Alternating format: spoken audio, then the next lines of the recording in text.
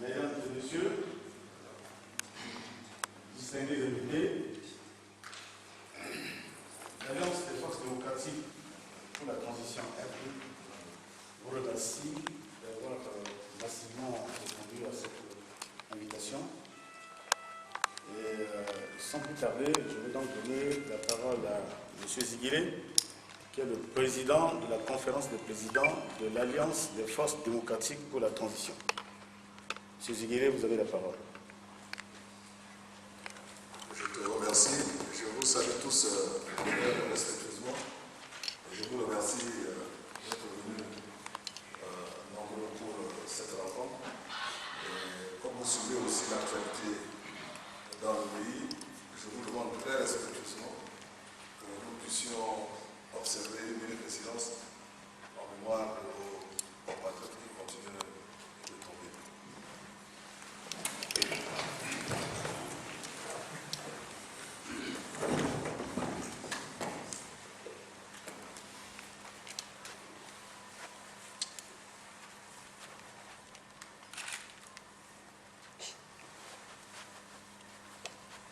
Je vous remercie.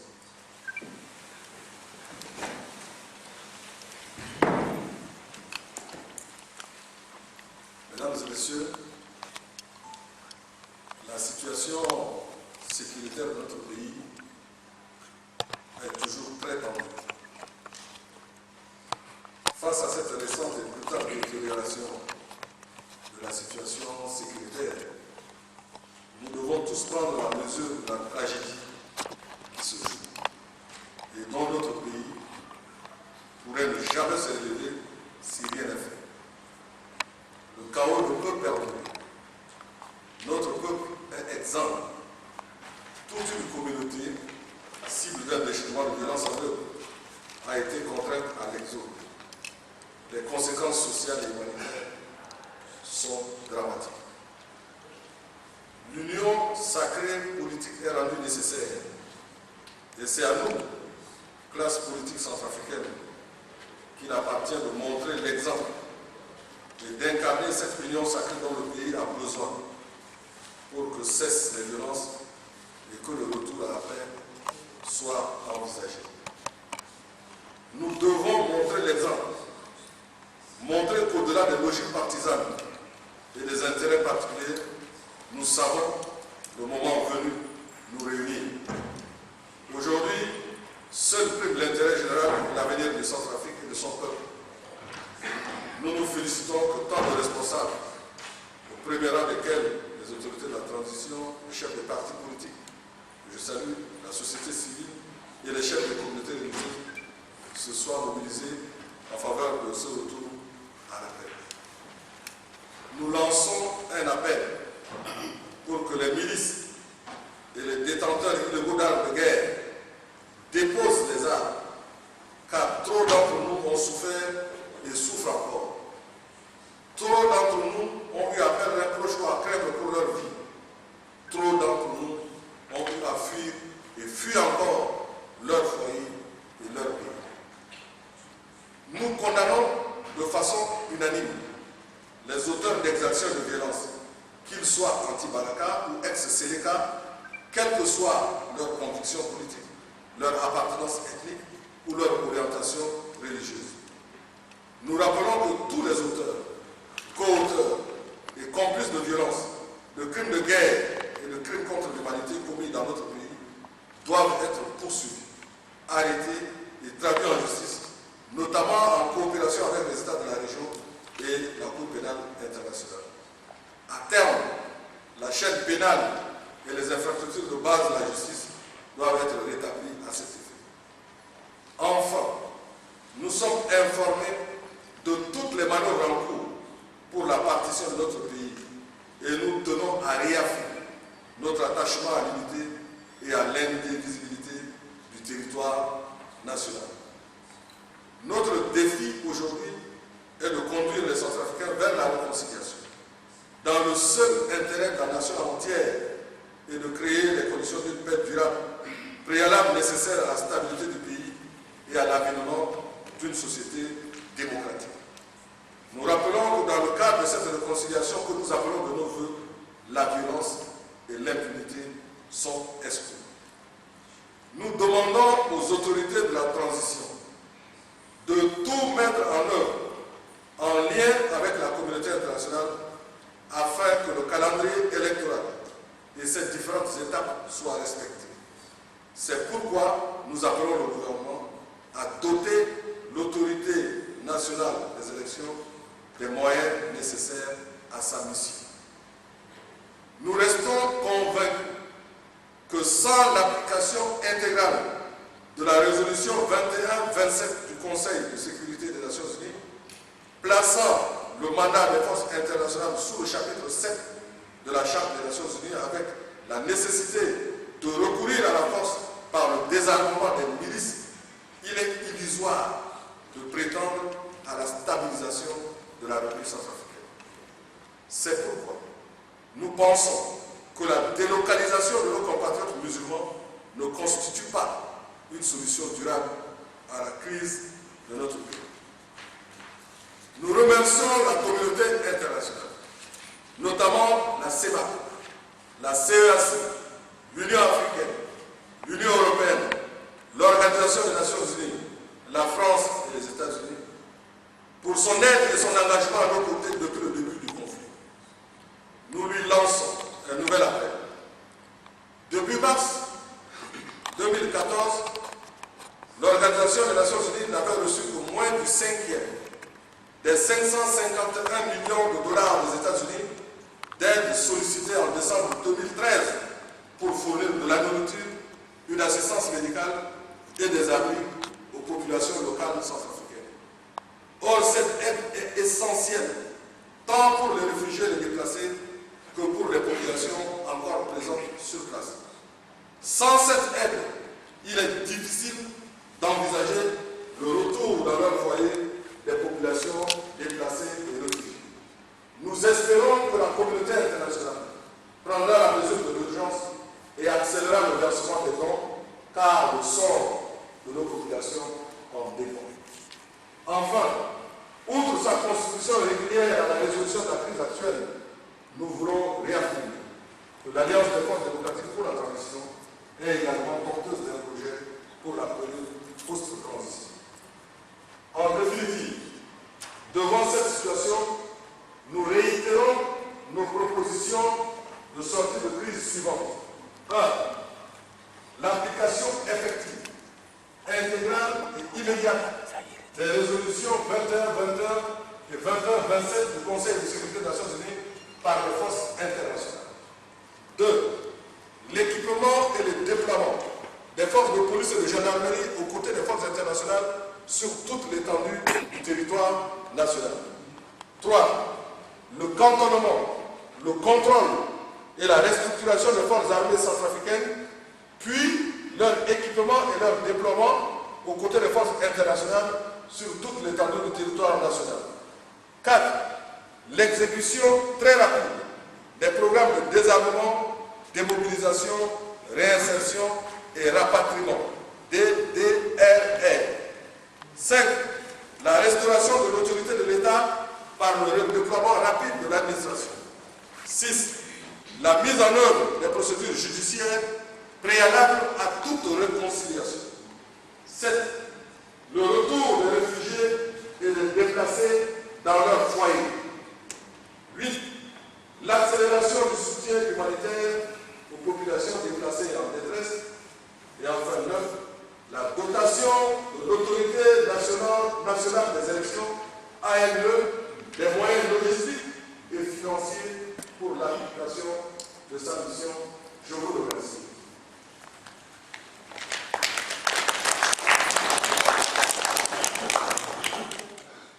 L'appel que l'Alliance des forces démocratiques pour la transition lance en direction et des Centrafricains et de la communauté internationale pour le retour rapide à la paix. Et notre intention, c'est de ne pas être exclusif.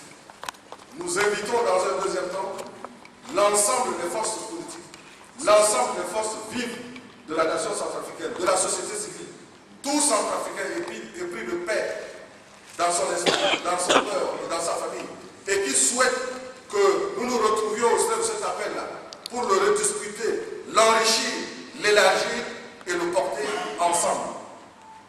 C'est la proposition que nous vous ferons dans un deuxième temps. Donc nous vous donnons connaissance. Je passe la parole au frère, le professeur Renald Sucré, qui est porte-parole de l'Alliance des forces démocratiques de la transition, pour vous donner donc lecture de cet appel. Je vous remercie.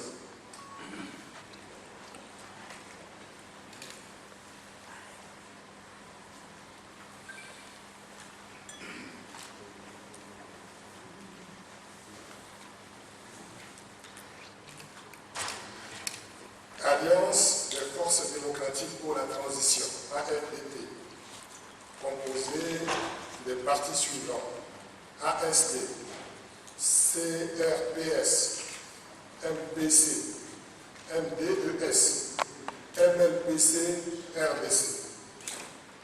Appel à la paix. L'Alliance des forces démocratiques pour la transition, extrêmement préoccupé par la situation désastreuse que traverse notre pays avec des effets catastrophiques sur la population. Consciente de la responsabilité historique des leaders des partis politiques qui la composent face au devenir de la République centrafricaine. Considérant la dégradation de la situation sécuritaire de notre pays, considérant qu'aucun développement ne peut s'envisager sans la paix, prenant en compte l'indéfectible attachement du peuple centrafricain à vivre dans la paix, la cohésion, la solidarité et l'unité nationale. Considérant que la République centrafricaine, par son histoire et sa position géographique, est un creuset de brassage de populations. Considérant que la diversité des communautés humaines constitue une source d'enrichissement, tant sur le plan économique, social que culturel et relationnel. Soucieuse du bien-être des populations et de la prospérité de notre pays, déterminée à accompagner le processus de transition en vue de restaurer les institutions démocratiques et de contribuer au relèvement du pays. Appel 1. Tous les acteurs politiques à œuvrer dans la communion pour un retour définitif de la paix et de la sécurité en Centrafrique, en bannissant toute forme d'action de nature à inciter à la violence, à la haine ethnique, tribale ou religieuse et à animer la vie politique dans un esprit de consensus et de respect mutuel. 2. Tous les compatriotes sans distinction à promouvoir la culture de la paix et à s'abstenir de toute initiative susceptible d'alimenter la haine et la division. 3. Les autorités de la transition à créer les conditions de la consolidation de la paix et de la sécurité sur l'ensemble du territoire national et à œuvrer pour le retour en Centrafrique des compatriotes réfugiés à l'étranger et des étrangers obligés de quitter notre pays du fait de la crise sécuritaire. 4. Les acteurs institutionnels et sociopolitiques à sensibiliser, mobiliser et organiser les citoyens centrafricains autour des idéaux de paix, de démocratie, de justice et de progrès et à contribuer efficacement à l'éducation, à la citoyenneté et au civisme. 5. Les éléments appartenant à l'ex-coalition Séléka et ceux de la milice anti-Balaka à prendre conscience de la situation dans laquelle ils ont plongé leur pays, à déposer effectivement les armes et à renoncer à la violence sous toutes ses formes. 6. Aux forces internationales, MISCA, Sangaris, EUFOR, déjà déployées en Centrafrique, à appliquer sans ambiguïté la résolution 2127 du Conseil de sécurité de l'ONU en procédant au désarmement effectif des groupes armés, condition sine qua non pour la restauration de la paix. 7. À la communauté internationale, à appuyer les institutions de la transition dans le processus de pacification du pays et de la réconciliation nationale. Que la paix soit, qu'elle revienne et qu'elle règne dans nos esprits, dans nos cœurs, dans nos familles respectives et dans notre pays. Ziasniri, Akiri, Nayati, Sewati et Oko, Nayati, Konoroti, Tribunal Asilia.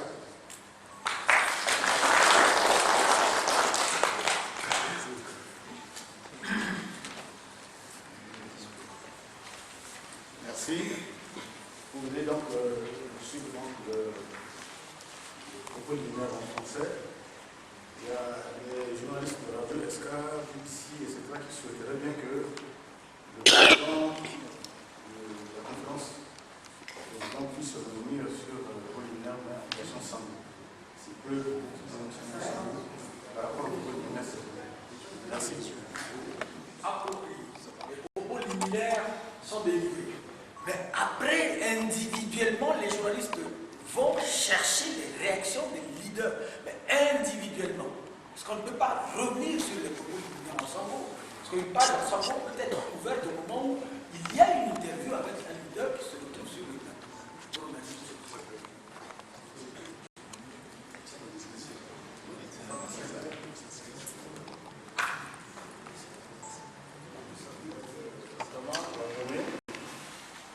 Guy Vincent, Serge Louis, Marie Simon, donc la parole est donnée à Thomas Raphaël pour ses questions.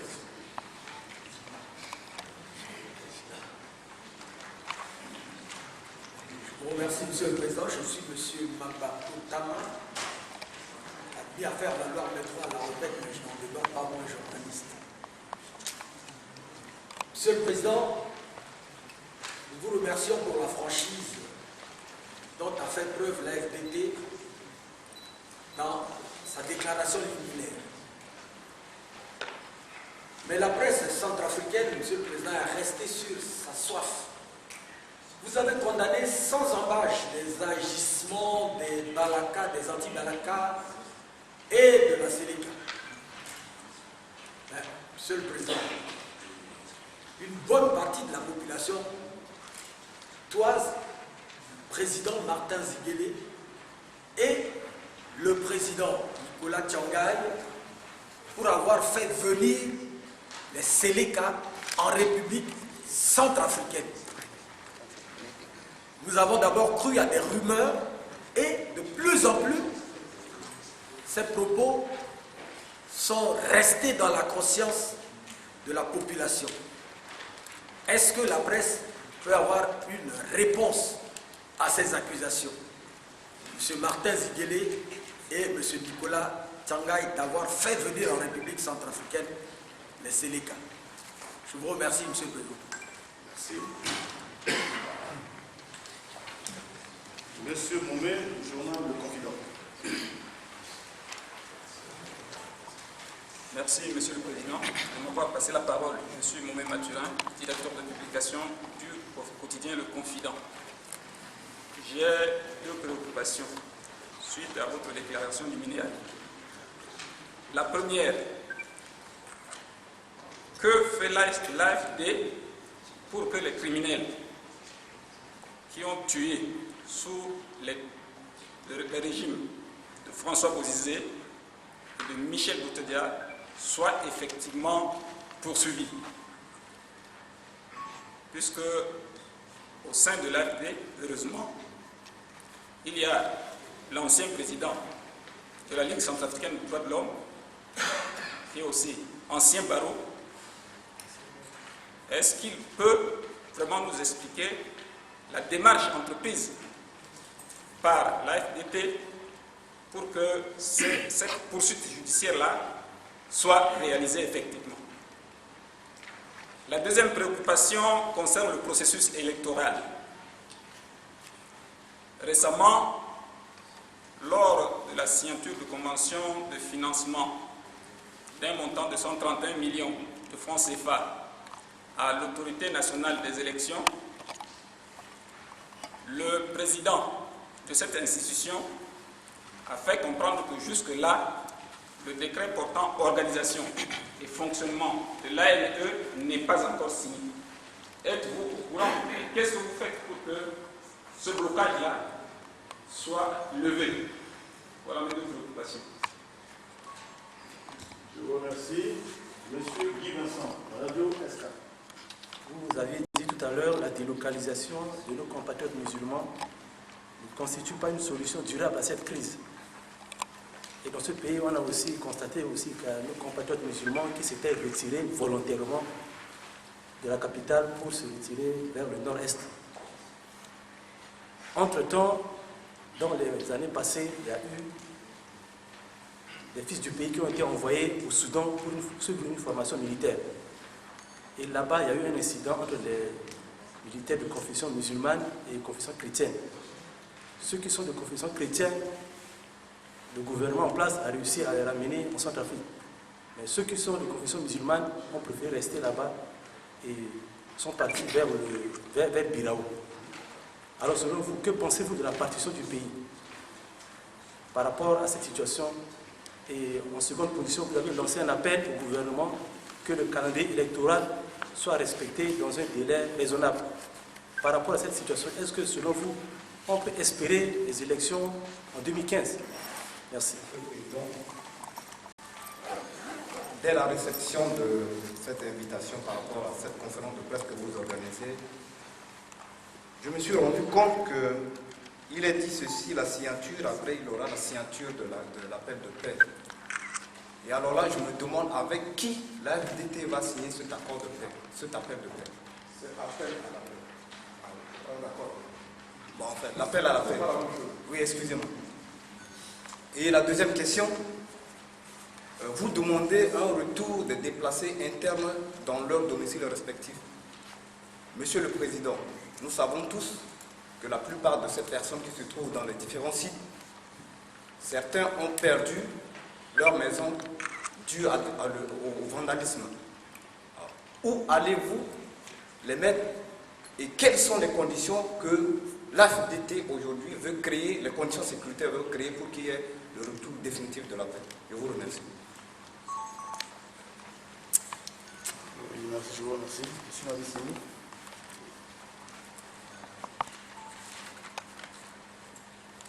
Monsieur Mabessimi. Je suis Monsieur Mabessimo du journal Le Pays. Je vous remercie de m'avoir accordé la parole. C'est avec beaucoup d'attention que j'ai suivi le propos liminaire par rapport à cette conférence de presse. Mais moi, ce qui m'étonne un tout petit peu, c'est que lorsqu'il y avait crise, lorsque la Séléka était ici et qu'il commettait des exactions, vous n'avez jamais condamné ça. Vous n'avez jamais condamné. Moi, j'ai des militants. Dans mon quartier, il y a des militants de MLBC qui ont été vandalisés. Tout ce qu'ils attendaient de vous, c'était pour faire une forte déclaration, condamnant fermement tout ce qui s'est passé. Mais aujourd'hui, je suis surpris que vous veniez condamner tout ce qui s'est passé en Tibalaka, Séléka. Comment expliquez-vous ça? Je vous remercie. Je vous remercie. Le dernier intervenant, Koïna, de la Radio Centrafrique Matin. Excusez-moi. Monsieur Koïna, Centrafrique Matin. Je suis Jean-François Koïna du journal Centrafrique Matin. Une bonne partie de mes préoccupations a été prise en compte par ceux qui m'ont précédé, notamment en ce qui concerne les jugements de valeur sur l'ex-phare aujourd'hui AFDT en ce qui concerne son soutien à la Sénéca pour que la Sénéca soit au pouvoir. Donc vous allez prendre en compte cette préoccupation soulevée par notre doyen. Deuxièmement, ma préoccupation va à l'endroit de Maître Nicolas Tiangaï. Dans la déclaration commune de l'AFDT, vous avez demandé le réarmement et l'équipement des forces de défense et de sécurité comme condition sine qua non de retour à la paix. Or, il s'avère que c'est votre gouvernement, en son temps, qui avait signé cette mesure de confiance avec les forces internationales pour que les efforts pour un retour à la paix soient faits en désarmant et les forces non conventionnelles et aussi les FACA. Qu'en dites-vous? Troisième préoccupation, votre plateforme a pour vocation de soutenir la transition en cours. Aujourd'hui, en termes de pourcentage, qu'est-ce qui a été déjà fait et qu'est-ce qui reste à faire sur le plan sécuritaire après le retrait des troupes du contingent tchadien? Parce que le Nord aujourd'hui est en train de vaciller suite à ce retrait et les conséquences commencent à se faire sentir déjà. Entendez-vous? Je vous remercie. Merci. La première liste. Je vous remercie. Je vous remercie pour ces questions. Je commencerai par la première question du doyen Mamba Koutama relative à la supposée complicité entre l'ancienne opposition démocratique, parce que c'est de ça qu'il s'agit, et la Sénégal. Je vais laisser la parole à Maître Nicolas Tiangaï pour répondre à cette question et je demanderai ensuite à nos frères qui sont ici de les compléter et je vais compléter également cette question, la réponse à cette question.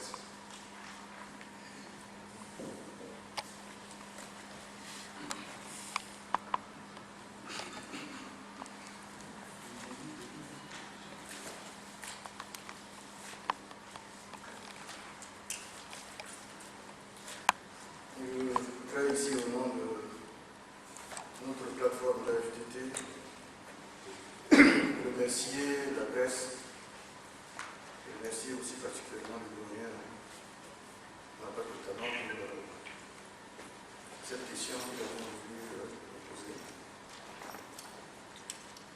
C'est une question à laquelle nous aurons pu répondre depuis longtemps. Si nous ne l'avions pas fait, ce n'est pas faute d'argument. C'est par respect pour les souffrances du peuple centrafricain. Parce que pour nous, nous estimons que l'enjeu majeur aujourd'hui, c'est de trouver des schémas alternatifs de sortie de crise. C'est de tout mettre en œuvre pour que nous puissions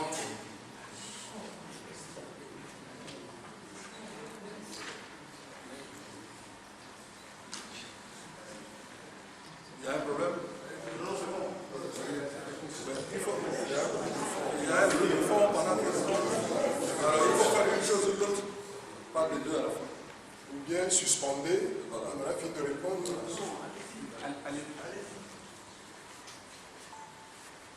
Je disais que si nous n'avions pas voulu répondre à ces accusations gratuites, c'est parce que nous n'avons pas la même vision des choses. Nous n'avions pas voulu répondre par respect pour le peuple centrafricain, parce que ce qui était important à nos yeux, c'était de trouver les voies et moyens pour sortir de cette crise.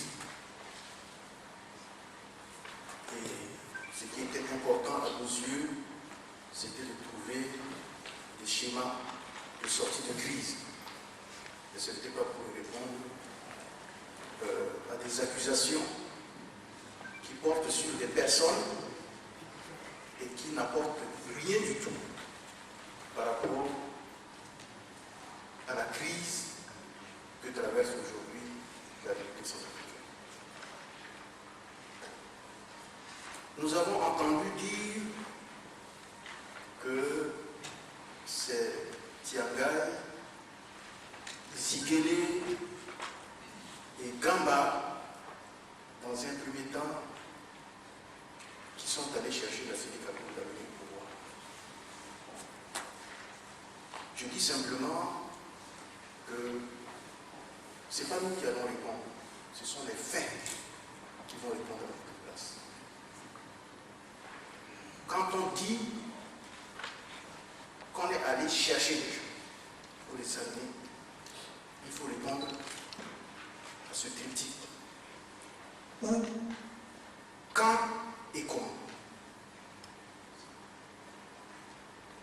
Il faut qu'on dise à quelle date Tiangai, Ziguélé et Kamba sont allés chercher la Sénégal. À quel endroit ils sont allés les chercher. Et comment ils les ont amenés à Bangui au pouvoir.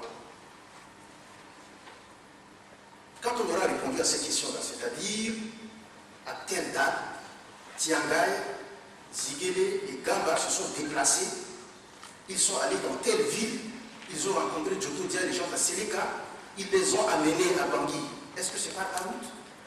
Est-ce que c'est par avion? Est-ce que c'est par voie fluviale? Quand on aura répondu à ces questions, on continue le débat. Donc, j'aimerais qu'on pose la question, ceux qui nous accusent d'avoir amené la Séléka, posez-leur cette question sous cette triple question. Où, quand et comment. Quand ils auront répondu, maintenant on pourra discuter. Il y en a qui sont allés même juste à donner des dates. Ils disent que c'est en 2012 que nous sommes allés chercher les gens de la Sénégal. Comme ils savent que la Sénégal avait attaqué en décembre 2012, il fallait dire que c'était en novembre 2012 que nous sommes allés les chercher au Tchad.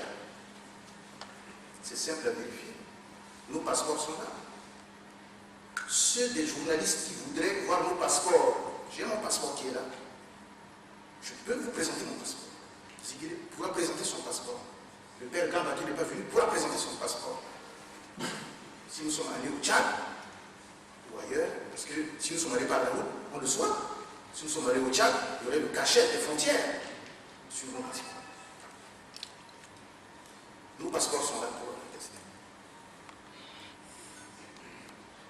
Et vous savez très bien qu'en 2012, Bozizé nous a empêchés de sortir du territoire centrafricain. Vous le savez très bien. Je devrais me rendre au Cameroun pour un deuil. J'ai été refoulé à l'aéroport. Je devrais me rendre au Tchad pour plaider une affaire devant la Cour de justice de la CEMAC. J'ai été refoulé. Je n'ai pas pu voyager. Ensuite, on a pris mon passeport diplomatique, on l'a déchiré. Le procureur de la République, M. Fengiro, l'a dit sur le radio centrafricain, vous avez tous écouté. C'est après que je me suis délivré un passeport ordinaire. Ce passeport ordinaire que j'ai utilisé pour voyager, je peux vous le présenter à la presse aujourd'hui. Ce pays que j'ai visité avec ce passeport, c'est 2 fois au Congo, 1 fois au Sénégal et 1 fois au Kenya. Donc j'attends, ce sont des faits qui sont constants, précis et contents. Donc on ne peut pas venir aujourd'hui dire que c'est Tiangai, Ziguélé et Gamba qui sont allés pour les Sénégal pour les amener ici. Ça, je ne parle que des faits du point de vue matériel. Deuxièmement, vous savez, nous sommes des politiques. Si nous avons vocation à diriger un pays, il y a un minimum de clairvoyance dans nos raisonnements. Vous Vous savez ce que c'est qu'une rébellion armée? La rébellion, ce n'est pas le fait de rester en France ou ailleurs, de la côté sur l'ordinateur. Non. Soutenir une rébellion, il y a 3 façons de soutenir une rébellion. 3 façons de soutenir une rébellion. C'est la fourniture des armes. Est-ce que ceux qui disent que nous avons soutenu la CNK, est-ce qu'ils peuvent apporter la preuve que nous avons acheté des armes, que nous avons pris la CNK? Et avec quel argent? Deuxièmement, il y a une façon, la deuxième façon de soutenir une rébellion, c'est de la financer. Est-ce que les gens qui nous accusent, ils peuvent apporter la preuve que nous avons financé la CNK? Et troisièmement, enfin, est-ce qu'ils peuvent apporter la preuve que nous avons recruté des gens que nous avons envoyés dans la République de CNK? Quand ils l'auront fait, à partir de ce moment-là, on dira oui, d'accord, en ce qui nous concerne, nous en tirerons toutes les conséquences politiques. Mais jusqu'à preuve du contraire, nous avons la conscience tranquille. Et contrairement à ce que le doyen dit, beaucoup de Centrafricains ont compris cette chanson qui est devenue une sorte de disque rayé, parce que beaucoup de gens n'y croient plus. Parce que quand ils disent oh, c'est vous qui avez amené la CNK, les gens disent oui, vous racontez ces histoires-là. Ces disques-là, on a déjà entendu. Qu'est-ce qu'ils ont proposé contre la CNK? Mais je voudrais aussi en profiter pour répondre précisément à la question qui a été posée par M. Mabé Simon du journal du Pays, qui disait que nous n'avons jamais condamné la CNK. Je crois que la profession du journalisme est une profession qui est noble. Ce n'est pas à moi de vous apprendre votre métier. Mais l'honnêteté intellectuelle commande que vous devez rapporter les faits tels qu'ils ont existé. Ce serait vraiment une hérésie aujourd'hui sur le plan journalistique de prétendre que nous n'avons jamais condamné les exactions de ces pays. Nous avons toujours condamné les exactions commises à l'époque passée. Quand je vois des gens aujourd'hui venir dire que nous n'avons pas condamné les CNK, je pose une question. Quelle est la première personnalité politique centrafricaine qui a demandé une intervention extérieure avec pour objectif de désarmer la CNK par la force? C'est qui? Ce n'était pas moi. Quand vous parliez de soutien à la CNK a pris le pouvoir ici le 24 mars. Nous sommes allés à Djamena le 3 avril. Nous sommes repartis encore à Djamena le 14 avril. Je suis parti au Conseil de sécurité des Nations Unies le 15 mai, c'est-à-dire 1 mois et demi seulement après la prise de pouvoir de CNK. Vous êtes des journalistes. Lisez ma déclaration au Conseil de sécurité. 1 mois seulement après la prise de pouvoir de CNK. J'ai exigé le déploiement des forces françaises en Centrafrique et le désarmement des CNK par la force. Qui m'a soutenu? Je pose la question. Qui m'a soutenu? Au contraire, j'ai été combattu. Par qui? Par le KNK d'abord, qui venait d'être renversé par la CNK. Vous n'avez pas entendu Béa Bertin, secrétaire général du KNK, paradoxalement, dont le parti venait d'être renversé par la CNK, reproché d'avoir demandé le désarmement de la CNK. C'était sur les ondes de la radio, Centrafrique des Kelouka. Tout le monde a écouté ça. Et aujourd'hui, vous allez venir nous reprocher de n'avoir jamais condamné la CNK. Il faut être conséquent avec soi-même. Combien de gens m'ont soutenu? Le président du CNT aussi, à l'époque, m'avait condamné, m'avait reproché d'avoir demandé le désarmement de CNK. Le seul tort que Tiaga avait commis, c'est d'avoir eu raison trop tôt. Pourquoi aujourd'hui tout le monde demande le désarmement de CNK? question politique. Venons à la question politique.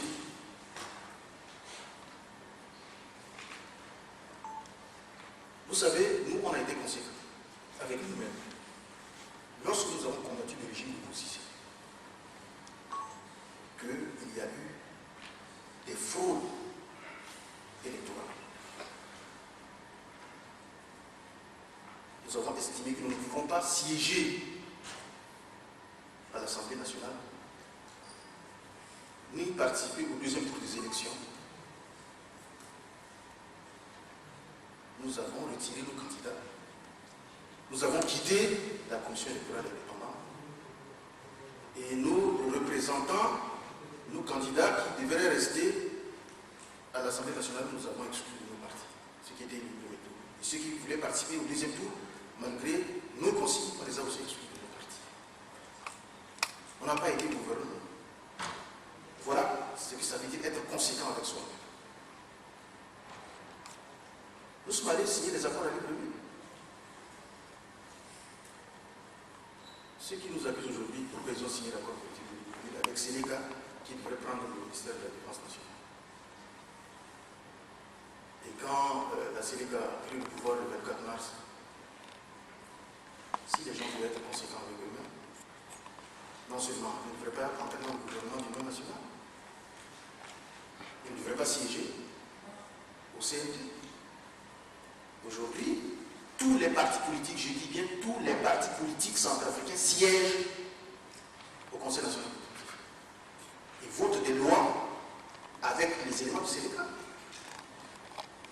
Vous ne pouvez pas d'une part aller siéger avec les gens, voter des lois avec eux, et puis vous venez dire que non, vous n'êtes pas d'accord avec eux, c'est tel comme ça qu'ils collaborent avec le Sénégal. Si vous parlez de collaboration en ce moment, tout le monde collabore avec le Sénégal. Il ne fallait pas siéger au Conseil national de transition, il ne fallait pas être au gouvernement, il ne fallait pas aller travailler à la présidence de la République avec les Sénégal. Voilà, si on veut être des politiques conséquents. Voilà la position de la FDD sur cette question. Donc je crois avoir pris un peu de temps pour répondre à ces accusations, mais je répète encore, il s'agit là d'arguties, des gens qui n'ont pas d'arguments. Et je répète encore, il s'agit là de disques rayés, des gens qui n'ont pas fait preuve de courage, parce qu'en fait, ceux qui font ces critiques-là, pourquoi ils ne l'ont pas fait quand Sénégal aussi était au pouvoir ici? Il y en a qui ont attendu que Sénégal soit parti pour commencer à jouer au héros de la 25e heure. Et je pense qu'il fallait aussi non seulement faire preuve de constance au plan politique, mais également de courage lorsque la Sénégal était là pour dire voilà ce qu'il fallait faire et ce qu'il ne fallait pas faire. Oui, bien sûr. Merci. Cette question est une question extrêmement importante et je crains qu'on n'ait pas suffisamment de temps pour l'approfondir. Je voudrais simplement relever deux choses essentielles. Lorsque l'on dit que M. Gama est allé à N'Djamena, puisque je parle de ce que notre compatriote Béné Bossin a dit à Radio Notre-Dame, que le président Zidele, le président Tchanda et le président Gamba sont allés à N'Djamena non seulement pour recruter pour rencontrer les Sénégal, mais en plus pour signer un accord avec Déby. C'est une vue de l'esprit. Puisque le président Gamba, que je sache, n'a pas bougé du pays depuis qu'il était revenu de France, il n'a pas bougé du pays jusqu'au voyage à Libreville. Jusqu'au voyage à Libreville. Mais moi, je mets ça sur le compte de la malhonnêteté intellectuelle du Centrafricain. En réalité, ce qui se passe politiquement, c'est la 5e colonne du KMK. Je dis bien la 5e colonne du KMK qui a engagé ce processus dans l'espoir secret discréditer le leader du phare à l'époque et maintenant de l'AFDD. Mais c'est piteux. Pour les gens qui ont plus ou moins mon âge, qui sont dans la cinquantaine, et je me souviens dans les années 80 des déchets toxiques dont on a parlé abondamment sur base de rien du tout. Je me souviens aussi de l'argent qu'on aurait mis dans un cercueil à l'aéroport.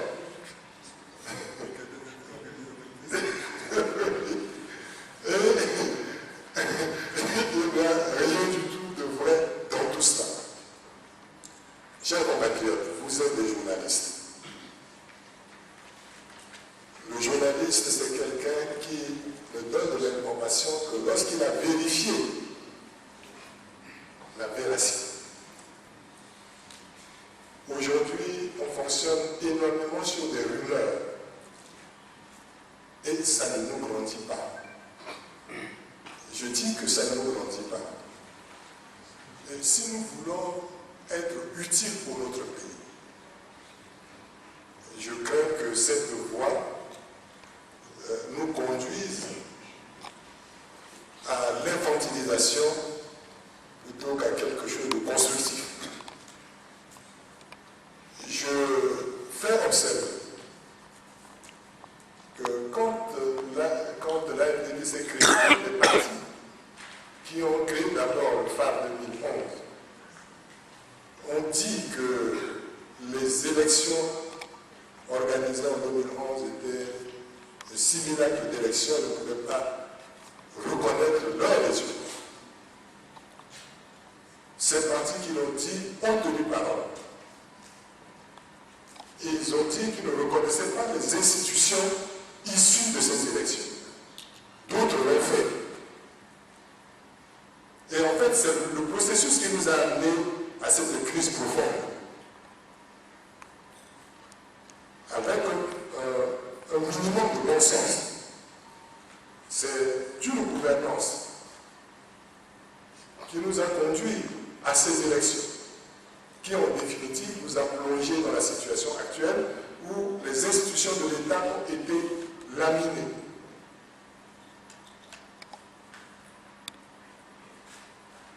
Je crois que nous ferons œuvre utile en examinant cette phase de notre histoire, car nous approchons à des non-événements et aux mensonges.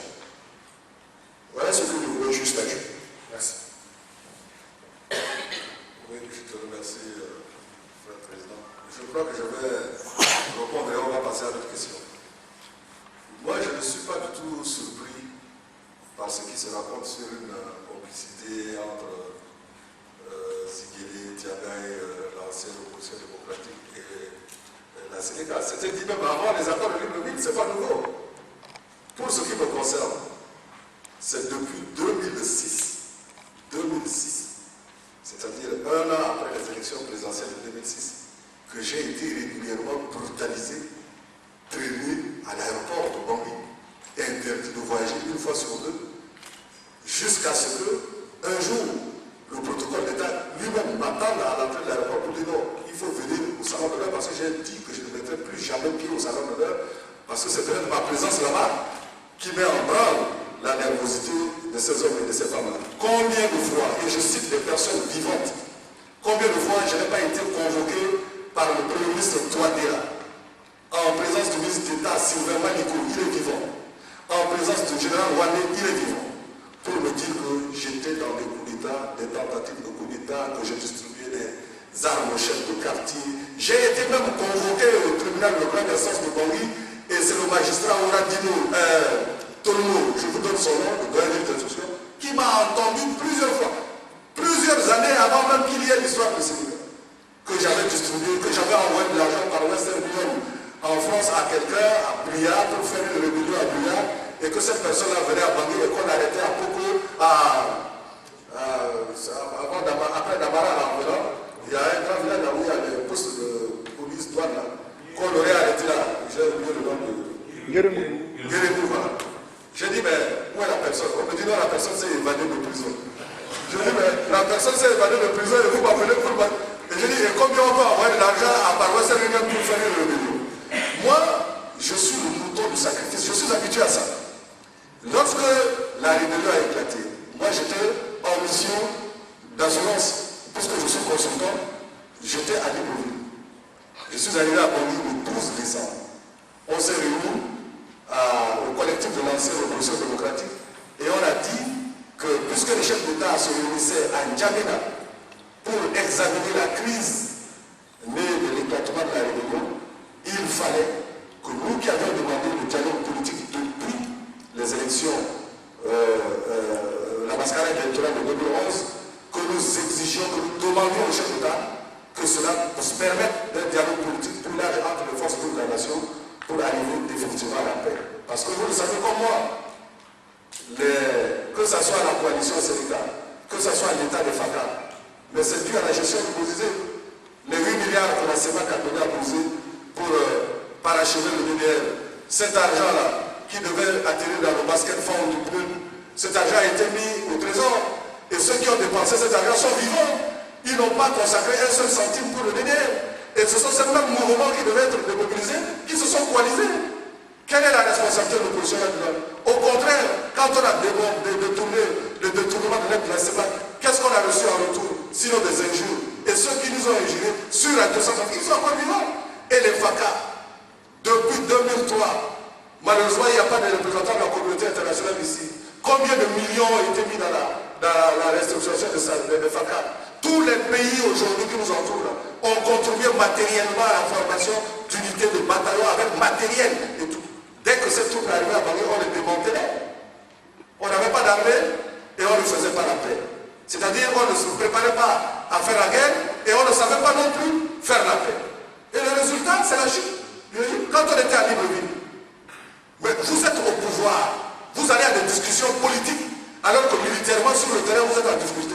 Vous allez les bras ballants, sans mémorandum, sans document, sans proposition de sortie de crise. Et l'opposition a fait un mémorandum. Le mémorandum existe, si vous voulez, je vous le donne encore aujourd'hui. Et nous avons argumenté point par point pourquoi nous, de l'opposition démocratique, nous pensions que Bozizé ne pouvait plus faire l'affaire. C'est de là qu'est parti notre crime.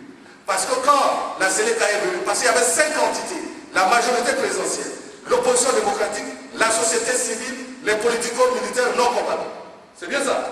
Voilà. Donc, et lorsque nous avons présenté notre mémorandum, la majorité n'avait pas de mémorandum, et c'est la Séléka qui est venue demander que Bozizé soit traduit devant la CPI. On était encore dans la salle quand les journalistes ont appelé Radio Centrafrique. Il y a eu une veille médiatique jusqu'au matin pour dire que nous avions les mêmes positions que Séléka. Donc nous sommes complices de Séléka. Il y a eu les marches ici pour dire que ce qui est arrivé à Massi arrivera à Tianga et à Ziguéré. C'est pas d'aujourd'hui. Et ce que tout le monde oublie, quand nous sommes rentrés de Libreville et que l'accord a été signé par toutes les parties pour dire que Bozizé devait rester au pouvoir jusqu'en 2016, qu'est-ce qu'on nous a dit? Et même un hebdomadaire indépendant panafricain basé à Paris a écrit que Bozizé a repris tous les pouvoirs parce qu'il a réussi à former un gouvernement, il n'y avait que ses membres et tout. Et alors, s'il avait réussi, comment se fait-il que ce soit les complices qui soient condamnés? S'il avait réussi, donc c'était bien. Qu'est-ce qui a fait qu'il a perdu le pouvoir? Posez-vous la question. Qu'est-ce qui a fait qu'il a perdu le pouvoir? Ça, c'est un sujet intéressant de diagnostic politique de la part des journalistes d'investigation. Qu'est-ce qui a fait que, entre le 11 janvier 2003 et le 24 mars 2003, il a perdu le pouvoir? Ça, je pense que vous avez intérêt à chercher à le savoir. Parce que, si vous n'avez pas lu les accords de Libreville, moi je les ai lus tous. Le deuxième document, qui est un arrangement de cessez-le-feu, a dit quoi? Qu'il fallait libérer les prisonniers politiques, etc. Il y avait les préalables. Et les prisonniers politiques, il n'y en avait plus. Ils étaient tous tués. Il n'y en avait plus. Et au lieu que la diplomatie se mette en avant pour expliquer pourquoi ceci est arrivé, pourquoi ceci est arrivé, d'un cas comme dans l'autre, il y a eu des extrémistes qui ont allumé le feu et qui ont poussé à la confrontation. Et lorsqu'il y a une confrontation, mais le plus fort gagne. J'étais à Paris depuis le 15 mars. Mais avant de partir de Bangui, il y a eu ici, au stade 20 000 places, un meeting enflammé avec ceux qui aujourd'hui ont fui le pays pour dire qu'il ne fallait pas que Bozizé cède. Il ne fallait pas qu'il cède. Et lui, naïvement, il a dit il a dit qu'en 2016, il ne partira pas, que celui qui veut prendre sa place n'a qu'à ne pas aux élections. Et vous dites ça devant l'ensemble de la communauté internationale, y compris les gens qui viennent vous protéger et qui sont obligés de faire un verrou à 80 km ici à Damara. Mais tu ne vas pas te voir qui tire sur le d'abord, c'est ça, qu'est-ce que ça veut dire? Et non seulement ces gens n'ont pas honte d'avoir failli sur tout le plan de la gestion des affaires de l'État, aujourd'hui ils cherchent des boucs émissaires. Mais moi, comme je suis bouc émissaire depuis 2006, j'écoute. On a dit que j'ai été à N'Djamena. On m'a dit que j'ai été à Niamey. On m'a dit que je suis allé voir François Hollande. On a dit que j'ai acheté des armes. On a même dit que j'ai signé un papier avec Sénégal pour dire qu'il faut qu'il prenne le pouvoir. Et tous les jours que Dieu fait, je dis, mais si c'est à Paris que vous pensez que je ne peux pas aller devant les tribunaux, mais il y a des tribunaux internationaux à compétence internationale. Même avant la CPI, il y a le pôle international du tribunal de Paris, il y a le tribunal en Belgique. Mais allez porter plainte, apportez ces preuves-là. Mais comment on peut passer son temps à dire que telle personne est criminelle, que telle personne est complice de criminel, et on n'apporte pas la preuve, et on n'initie pas l'action. Et on nous met quand même en demeure de toujours expliquer que nous sommes innocents. C'est-à-dire qu'il y a le renversement de la charge de la preuve, comme disent les juges. De la même manière que hier, sous le régime ancien, tout le monde cherchait à renverser le régime. Combien de personnes ont défilé en prison dans ce pays-là sous ce prétexte? Et c'est le même état d'esprit qui continue. Nous sommes des sujets de droit. Parmi nous, il n'y a personne qui a l'humilité, on ne peut pas avoir l'humilité dans son propre pays. Nous sommes des sujets de droit. Si, par nos actions, par nos paroles, par nos écrits, par des actes qu'on a posés, que le Premier ministre appelle des faits, s'il y a des faits, s'il y a des preuves, mais il faut nous déférer devant la justice et qu'on passe à autre chose. Est-ce que l'avenir de la République centrafricaine se résume à noircir politiquement une ou deux personnes? Je ne sais pas. Mais pour ce qui me concerne, je suis serein. Je suis serein et je crois que, et même, j'irai même plus loin. Lorsque nous étions à N'Djamena, mais ça, je vais écrire là-dessus. Lorsque nous étions à N'Djamena après le coup d'État de Todia, et qu'il s'agissait de décider de l'avenir institutionnel de la RCA, j'aimerais bien que vous, journalistes, vous cherchiez à savoir qui s'est opposé au retour de Bouzi. Je vous pose une question à 1000 balles. Cherchez à savoir qui s'est opposé au retour de Bouzi. Parce que Bouzi était à Douala, à Yaoundé. Il a téléphoné, il a dit qu'il voulait venir. Qui a refusé que Bouzi vienne à N'Djamena? Posez-vous la question. Mais moi, je donnerai le nom de cette personne-là quand ils vont apporter leur preuve. Moi aussi, je donnerai le nom de cette personne-là. Parce que c'était public. On est tous vivants. Hein? On va citer les noms. Parce que lorsque quelqu'un ne parle pas, ce n'est pas parce qu'il n'y a rien à dire. C'est peut-être parce qu'il y a une autre vision de ses responsabilités. C'est peut-être parce qu'il y a une autre appréciation de ses responsabilités. C'est parce que peut-être qu'il voit les conséquences de ce qu'il peut dire sur la paix et la stabilité. Aujourd'hui, Dieu seul sait les problèmes que nous avons dans ce pays. C'est pour ça que nous n'avons pas voulu nous investir dans ce jeu de ping-pong qui consiste à répondre à des individus. Mais ceux qui ont refusé que Bouzi vienne au pouvoir, mais le jour venu, on va débattre publiquement à la radio, partout là. Et ils vont dire ce qu'ils ont dit. Parce que ce qu'ils ont dit, c'est devant les gens, c'est filmé, c'est clair. Qui s'est opposé au retour de Bouzi? C'est la question à 1000 balles que je vous pose.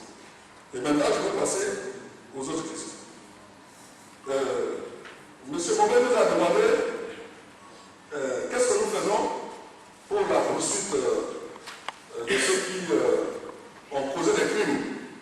Qu'est-ce que Maître Tiangaï, comme président de la CDH et ancien bâtonnier des avocats de Centrafrique, qu'est-ce qu'il fait? Bon, comme la question est, je ne vote pas en touche, mais comme Maître Tiangaï a été cité, je le solliciterai encore une fois pour qu'il réponde à cette question. Merci.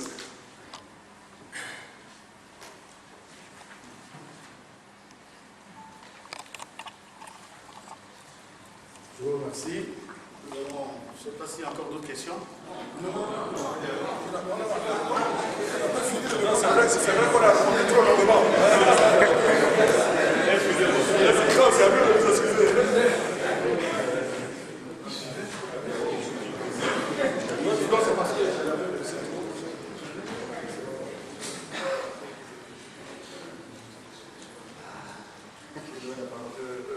concernant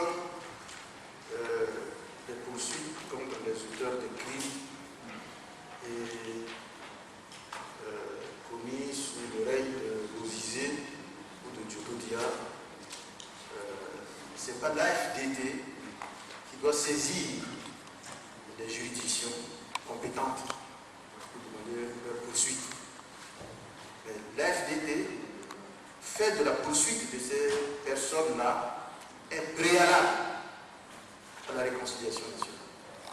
Donc pour nous, nous appelons le gouvernement à engager les poursuites, soit devant les juridictions nationales, soit devant les juridictions internationales, pour que les auteurs de ces crimes-là puissent être poursuivis. Voilà ce que l'AFDT a toujours fait et continuera de faire.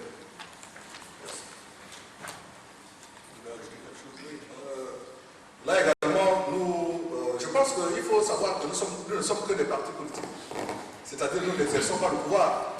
Quels sont les instruments que la loi nous donne pour agir ou pour influencer une décision? C'est de parler, comme nous sommes en train de le faire, ou d'écrire. N'est-ce pas? Et c'est par les publications, les déclarations, les rencontres aussi que nous faisons avec les autorités que nous attirons avec leur bienveillance, leur bienveillante attention sur la nécessité d'avancer dans le processus électoral, et notamment donner les moyens logistiques et financiers à l'AFDT pour faire son travail. Et je pense qu'aujourd'hui, au-delà de ce qu'on peut considérer tout simplement comme une volonté de l'opposition, de l'ancienne opposition, qu'il y ait des élections rapidement, non. C'est que les élections, c'est comme une sortie de tunnel. Quand vous êtes dans un tunnel et que vous voyez un petit filet de lumière, vous dites que vous êtes en train de sortir du tunnel. Et si, par la mobilisation des moyens logistiques et financiers aujourd'hui, la date des élections devient de plus en plus tenable, de plus en plus probable, pour les Centrafricains aussi, ce sera un signal d'espoir. Parce que, je le dis souvent, ça je parle à mon nom personnel, pas au nom de l'AFDT, dans un pays comme le nôtre, où il y a beaucoup de problèmes, il y a des priorités. Et c'est une illusion aussi de penser qu'un gouvernement de transition va régler tous les problèmes. Un gouvernement de transition est obligé de choisir des priorités. La priorité, la meilleure des priorités, tout le monde le sait, c'est la sécurité. La deuxième, c'est le rétablissement de l'administration, en fait, le minimum possible. Et puis, troisièmement, il faut aller aux élections. Il y a d'autres problèmes qui relèvent de la stabilisation, qui relèvent de la relance, etc. C'est un gouvernement élu qui s'attaquera à ça. Parce qu'un gouvernement d'opposition, de transition, quelle que soit sa bonne volonté, n'aura pas le temps de mobiliser vous avez vu, le problème de mobilisation des moyens, il faut toujours du temps, parce que la main qui donne est toujours au-dessus de celle qui reçoit. Ce n'est pas le calendrier qui est le nôtre et qui est présent, n'est pas du tout le calendrier de ceux qui veulent bien nous aider. Donc il y a beaucoup de problèmes qui, de ce fait-là, doivent être revus. Et il faut revoir les problèmes. Maintenant, il y a une question que M. Vincent, je ne sais pas si c'est son nom ou son prénom, mais excusez-moi si c'est son prénom, de l'ESCA a posé par rapport à la délocalisation de nos frères, de nos compatriotes musulmans, et il a cité aussi ce qui s'est passé en formation avec les militaires du Soudan, etc., pour nous demander qu'est-ce que nous pensons de la partition du pays. Mais quel est le Centrafricain qui peut s'asseoir pour discuter de la partition de la RCD? Quel est le fils de ce pays-là qui peut même imaginer qu'il peut s'asseoir quelque part et discuter de la partition de ce pays? Nous l'avons dit dans le propos liminaire. Pour nous, ce n'est même pas une option de discussion. Ça ne peut pas faire l'ordre du jour d'une quelconque discussion. L'unité de la RCD est inaliénable et indiscutable. Il faut que cela soit clair. Maintenant, nous pensons à l'AFDT que le phénomène de la délocalisation des musulmans, des sujets musulmans, centrafricains ou étrangers, à l'extérieur, en tout cas de leur foyer habituel, pour les amener vers le nord du pays, ne concourt pas à la stabilité du pays, comme on l'a dit. Parce que ça peut donner des idées. Vous savez que tout commence dans la tête. Et comme je suis un ancien séminariste, vous savez qu'il y a un proverbe qui dit que le chemin de l'enfer est pavé de bonnes intentions. On a des bonnes intentions. On les met en œuvre, et puis on on se retrouve en enfer. Il ne faut pas que demain, on se retrouve dans un pays où d'un côté, il y a une concentration de compatriotes d'origine musulmane et de l'autre, de chrétiens ou d'animistes, et que, de fait, on assiste à des revendications. Même pas de partition, mais de délocalisation qui ressemble, de décentralisation qui ressemble à de la partition dans les faits. C'est pour ça que nous pensons que tout est dans la résolution 21-27 du Conseil de sécurité de Nations Unies. La résolution dit clairement qu'il faut désarmer les groupes armés illégaux. Si on désarme sans ambiguïté, comme nous l'avons dit dans notre appel, il n'y aura ni Baraka, ni Séléka. Donc il n'y aura pas d'armes pour menacer ou pour insécuriser Pierre ou Paul. Et en ce moment-là, on peut discuter des questions politiques. Mais vous avez bien vu qu'on ne peut pas discuter s'il y en a d'un côté qui ont des armes et que d'autres aussi, peut-être les ont ou n'en ont pas, mais disent qu'ils n'en ont pas. C'est ça la complexité de la situation. C'est pour ça que la position de l'AFDT se veut impartiale. Nous demandons l'application intégrale de la résolution 21-27 des Nations Unies, c'est-à-dire le désarmement. Sinon, lorsqu'on nous parle d'interposition, on ne peut pas s'interposer entre le tout illégal. Il ne s'agit pas d'interposition, il s'agit de désarmer. Sinon, cela ressemblerait à un non-respect des dispositions de la charte. Et il y a une troisième difficulté. Lorsque vous êtes dans un pays où il n'y a pas de police, il n'y a pas de gendarmerie, où les forces armées sont dans l'état où elles sont, mais quel que soit le nombre, la capacité, la volonté des forces internationales, elles ne peuvent pas être partout dans toutes les localités où vous avez d'un côté des chrétiens et de l'autre des musulmans. Donc ça veut bien dire qu'il faut que ceux qui ont une capacité de nuisance soient désarmés. Et c'est ça la position de l'AFDT. Et nous souhaitons que cela soit clair. Nous n'acceptons pas ces opérations de délocalisation. En tout cas, nous pensons qu'elles contribuent à complexifier le problème centrafricain et à nous amener dans une situation qui sera difficile à gérer. Et là encore, à titre personnel, je ne parle pas au nom de l'AFDT, mais à titre personnel, si d'aucuns pensent que leur schéma c'est le Sud-Soudan, qu'ils voient ce qui se passe aujourd'hui au Sud-Soudan. Si d'aucuns pensent que leur avenir c'est ce qui se passe au Sud-Soudan, qu'ils voient ce qui se passe au Sud-Soudan, ça veut dire que ce qu'ils pensent être le mieux est l'ennemi du bien que nous avons en commun aujourd'hui, c'est-à-dire un pays uni.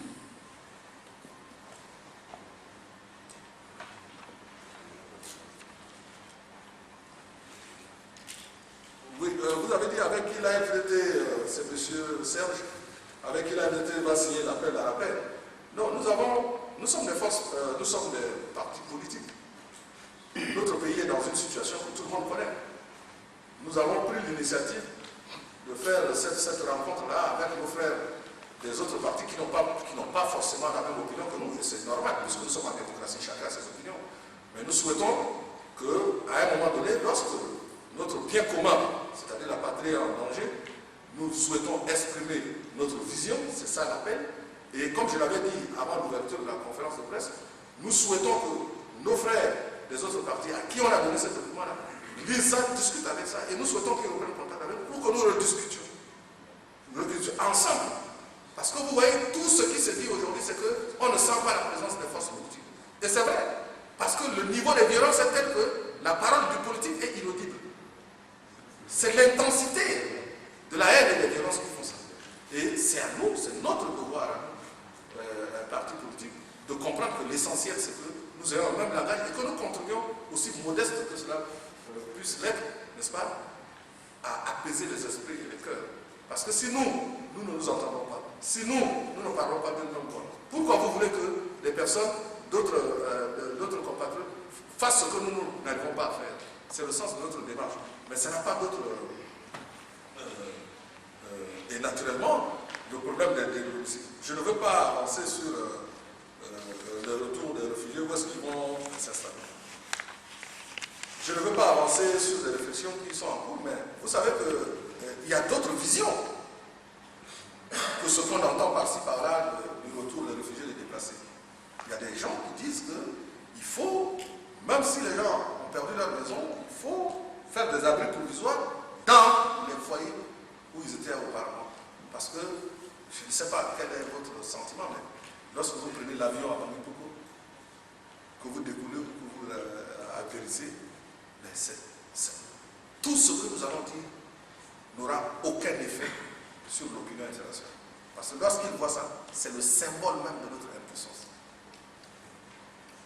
Que des dizaines de milliers de personnes sur le tarmac de l'aéroport, quelqu'un qui arrive comme ça, il voit ça, il dit bon, la situation est bloquée. C'est pour ça que nous devons, par petites pousses, aider à ce que ce genre de choses-là, les gens puissent se localiser. Vous allez me dire, il faut la sécurité. Oui, il faut la sécurité et il faut la relocalisation.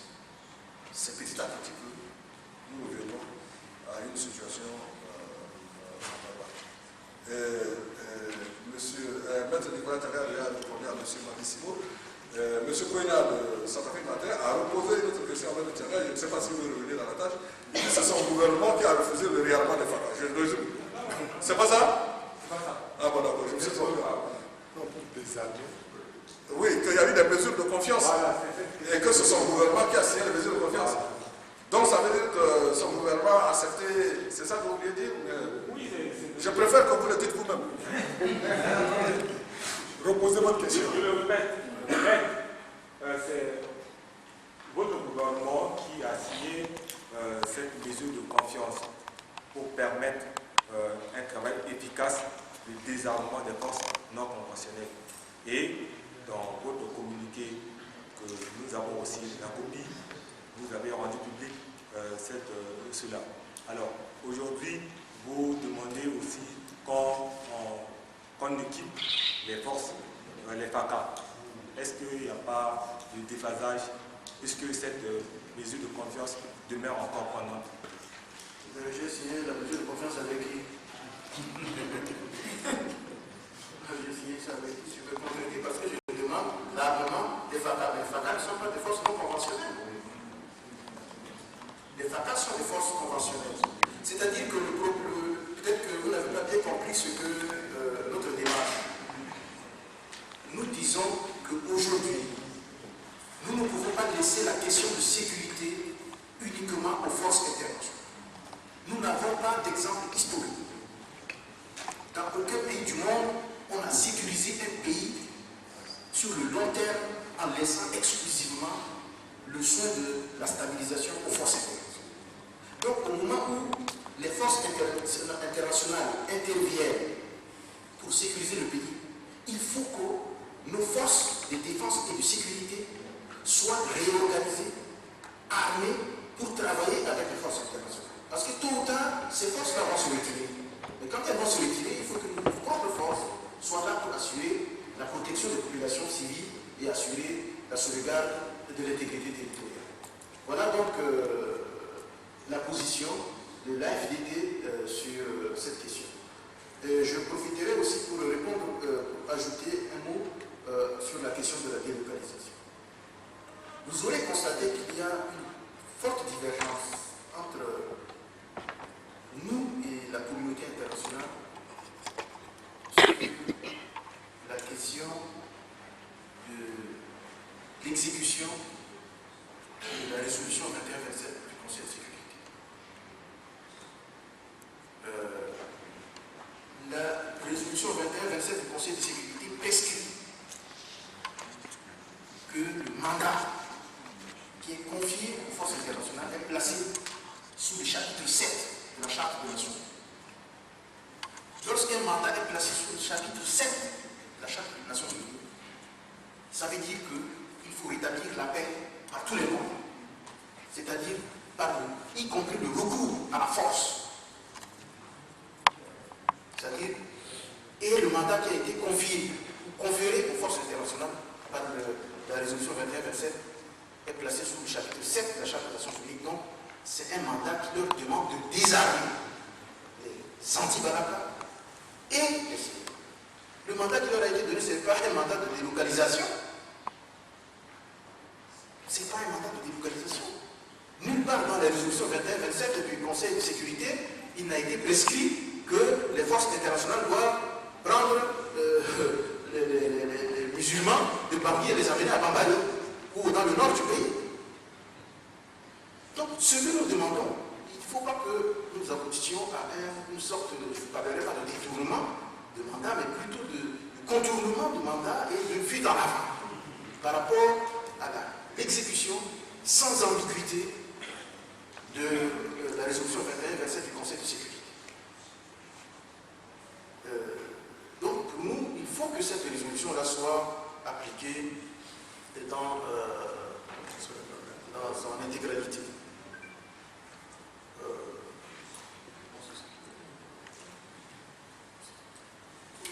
Vous allez peut-être prendre une dernière question qui est déjà pitié. Oui. Une petite liste. S'il y en a. Juste une petite question. Il n'y a pas une occasion où l'AFDD a été aussi claire sur la question de son supposé copinage avec l'ex-Sénéca. Je pense que vos arguments étaient assez solides. Mais jusqu'à présent, il y a un homme dans ce pays qui jure les mains au ciel, qui croit fermement détenir assez d'éléments pour renverser tout ce que vous venez de dire. Je fais référence à Maman Bégué-Bozin qui ne cesse de vous appeler pour un débat public quand vous le voudrez. Je pense que dans cette même salle, il avait lancé un vif appel pour que ce débat puisse avoir lieu. Je ne sais pas. Je pense que les Centrafricains sont aujourd'hui très excités à l'idée de cette confrontation. À quand allez-vous répondre à cet appel? Merci. Merci. Monsieur Yelima,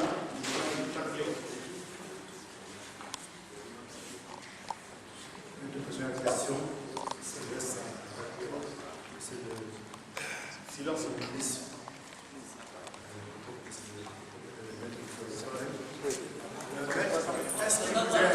Est-ce qu'il vous est arrivé à un moment donné de votre mission en tant que Premier ministre face à la terreur que menait la Sénéca dans le pays? Première question. Est-ce qu'il vous est arrivé à un moment donné dans votre propre conscience en tant que Premier ministre de démissionner de votre fonction face à un niveau dans la barbarie des Sénéca? Deuxième question. Monsieur le Premier ministre, aujourd'hui, la question se pose effectivement en termes de trouver les solutions face et à la sécurité et à la partition, la question de la partition du pays tel que demandé par les chefs de guerre de la Sénéca. Vous nous avez donné une première approche de solution, mais concrètement aujourd'hui, est-ce que les politiques agissent en termes de proposition de solution officiellement pour que soit trouvée cette solution? Et dernière question, concernant les déplacés de l'aéroport. Il se passe que la plupart de ces déplacés sont ceux qui sont au kilomètre 5. Et sachant qu'il y a au kilomètre 5 des groupes d'égorgeurs et presque de tueurs, puisque c'est devenu le couloir de la mort. Kilomètre 5, nous-mêmes, comment pensez-vous que les gens puissent aller retourner chez eux lorsqu'on sait que ceux qui ont déjà tenté, tous les jours, quand sont tués chez eux? Comment pensez-vous donner une consigne pour que ces gens-là rentrent chez eux dans ces conditions d'insécurité extrême? Ce n'est pas que les gens ne veulent pas. Voilà la question. C'est quoi la question de déplacer? Comment rentrer chez eux dans ces conditions?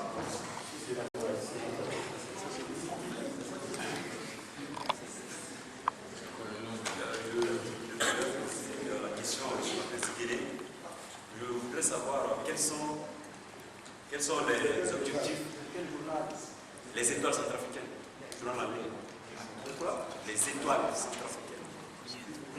Les étoiles. Ce sont des étoiles de nationalité.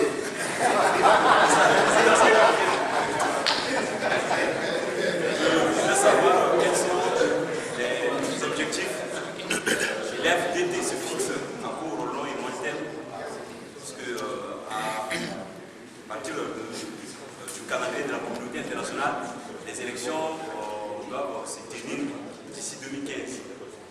Alors est-ce qu'il y aura un regroupement de l'FDT pour avoir un candidat à l'élection présidentielle ou bien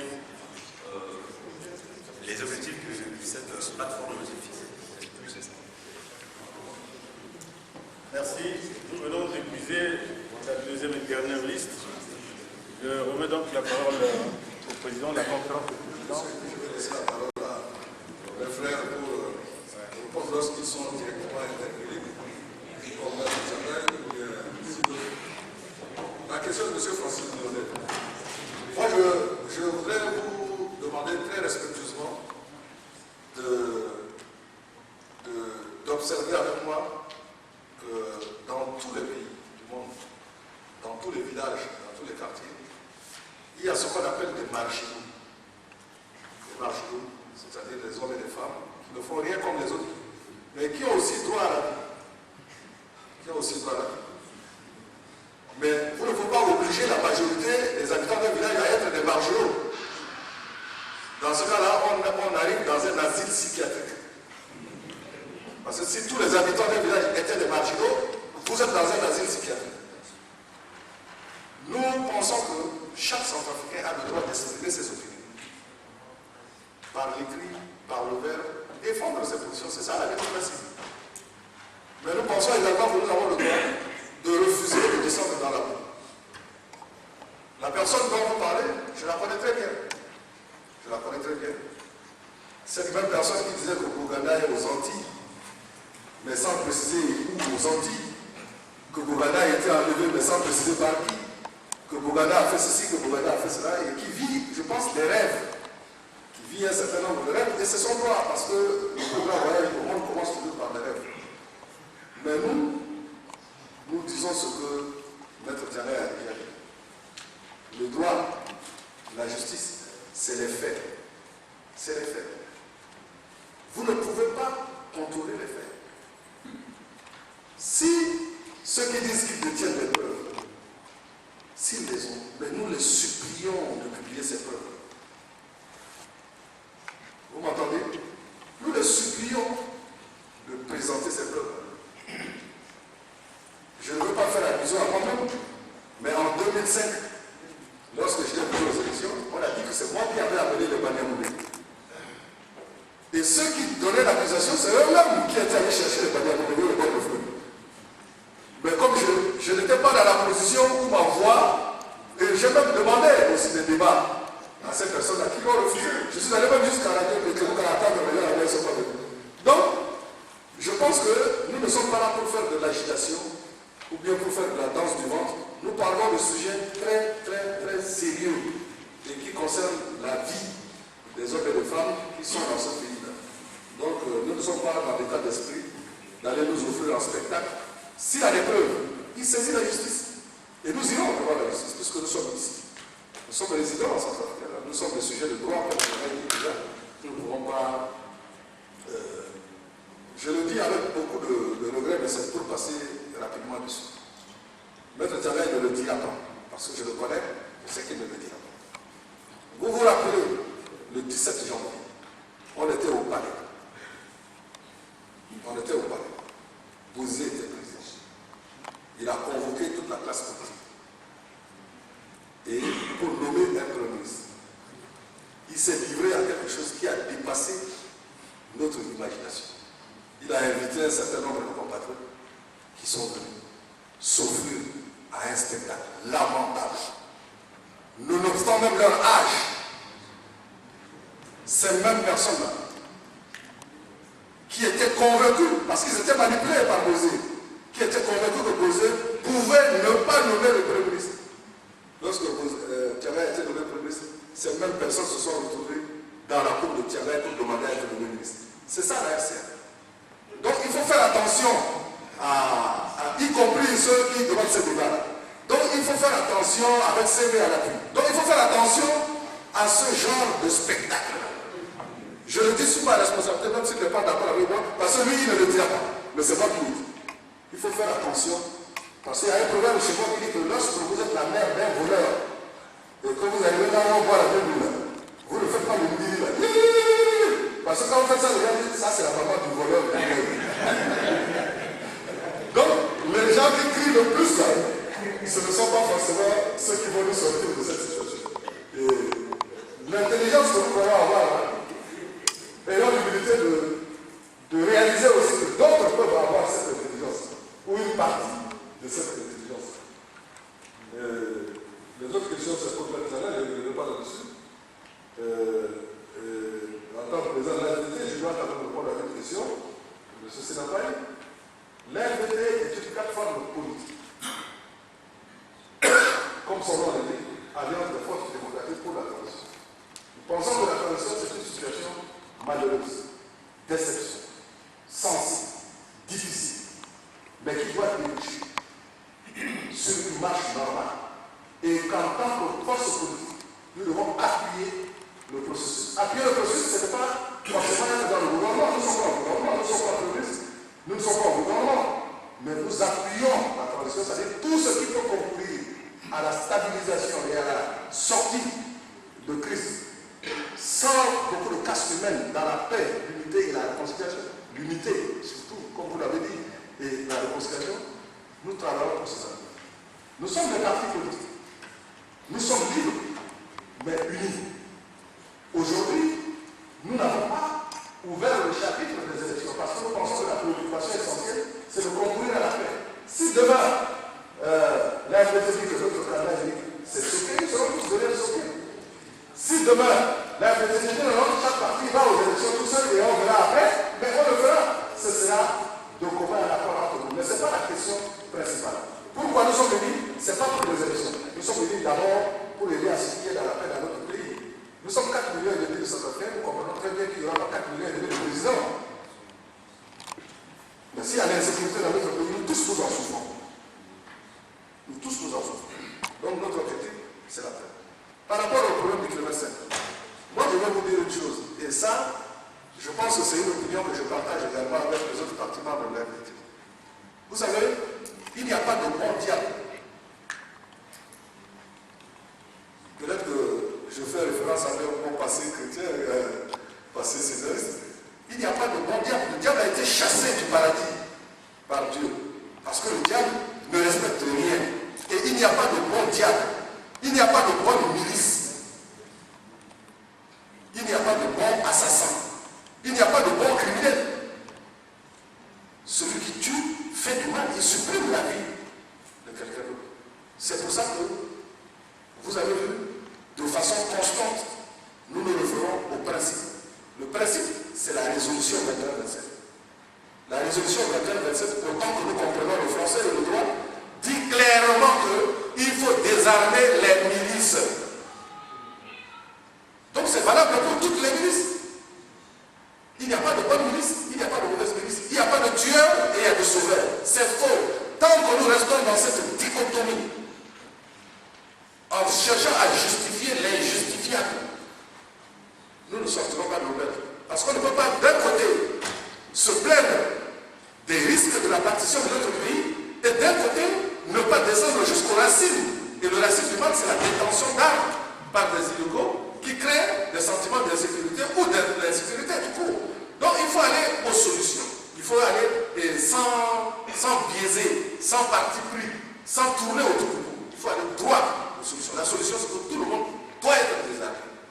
Et nous sommes allés plus loin en disant que ce désarmement-là doit s'accompagner d'une montée en puissance des forces de défense et de sécurité centrafricaines.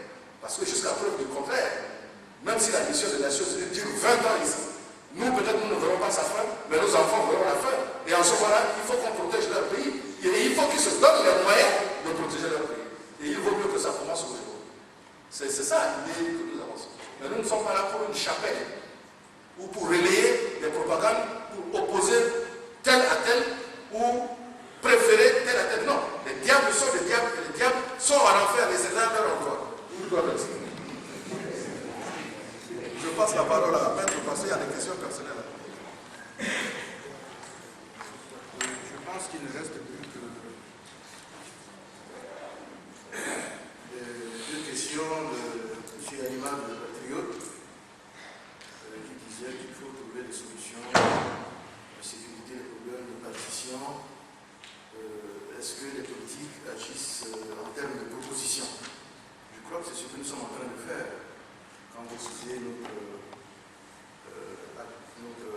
appel, mais également nos propos liminaires, nous ne nous contentons pas de faire des déclarations de caractère général, nous faisons des propositions de sortie de crise.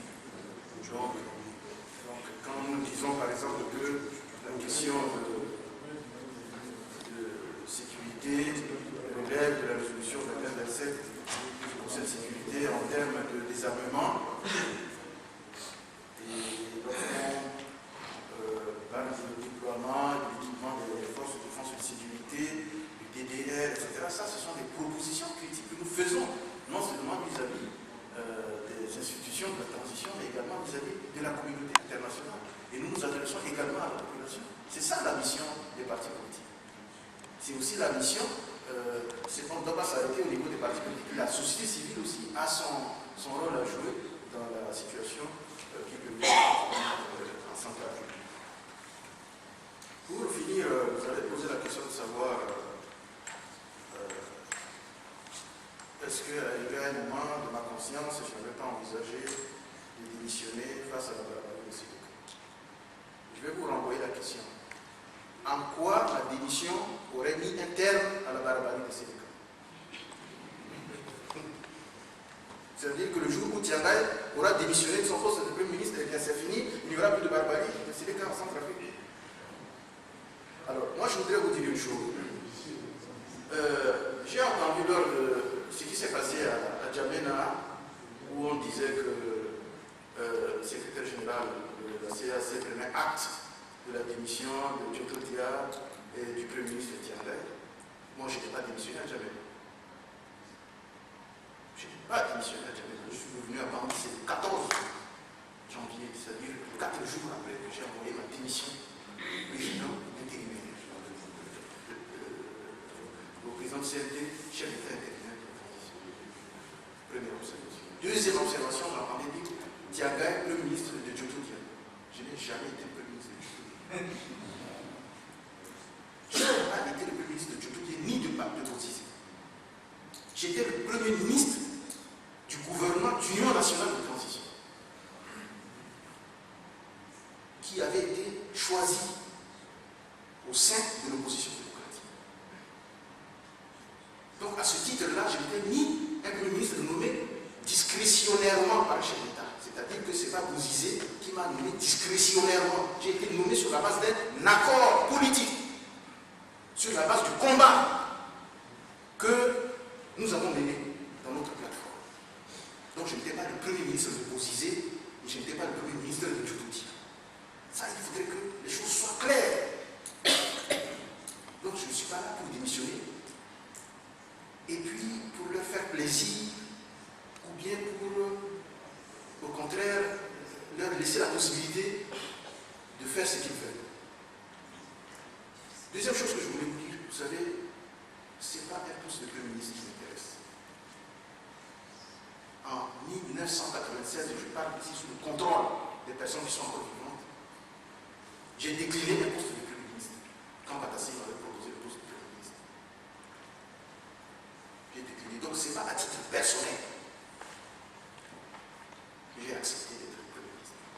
C'est parce que dans le combat que nous avons mené, il fallait à un moment donné faire sortir notre pays de la situation de crise et qu'il fallait signer des accords de libre vie. Le poste de Premier ministre revenant à l'opposition démocratique, le choix de mes amis et frères avait porté sur ma modeste personne. Et j'avais donc une mission à accomplir. Donc, je me suis acquitté de ma mission. Aujourd'hui, je ne rase pas les mains. Personne ne peut mettre à ma charge quoi que ce soit. Je ne vais pas vous dire que Tiangaï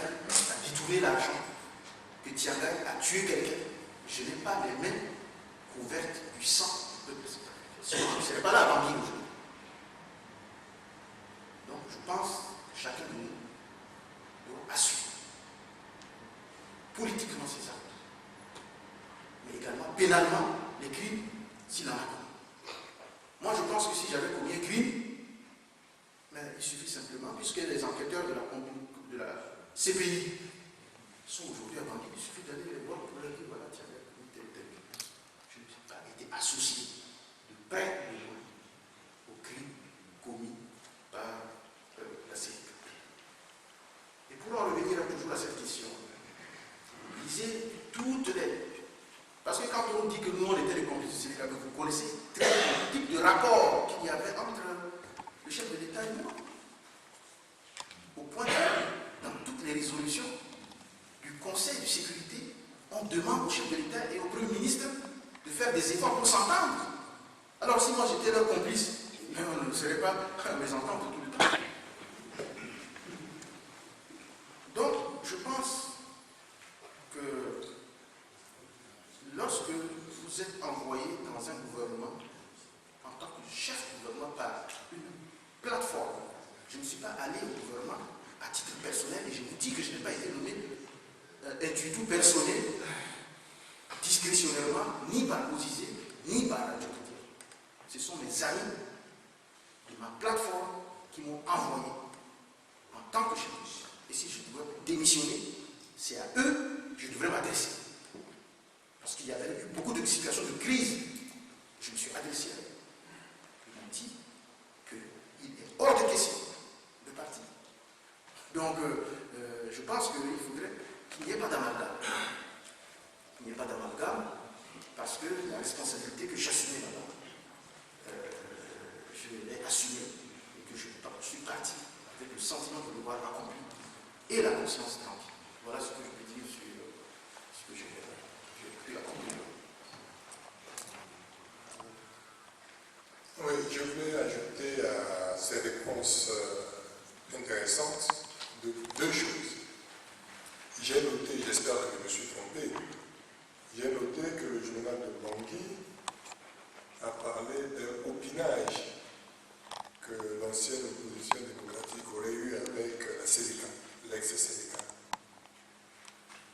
Et ce, en dépit des éclaircissements qui ont été donnés ici.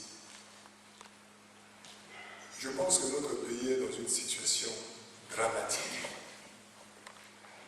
Et pour peu qu'on ait une âme de patriote, nous devions nous départir d'un certain type de vocable et regarder, chercher des voies et moyens pour sortir de ce gouffre dans lequel nous sommes.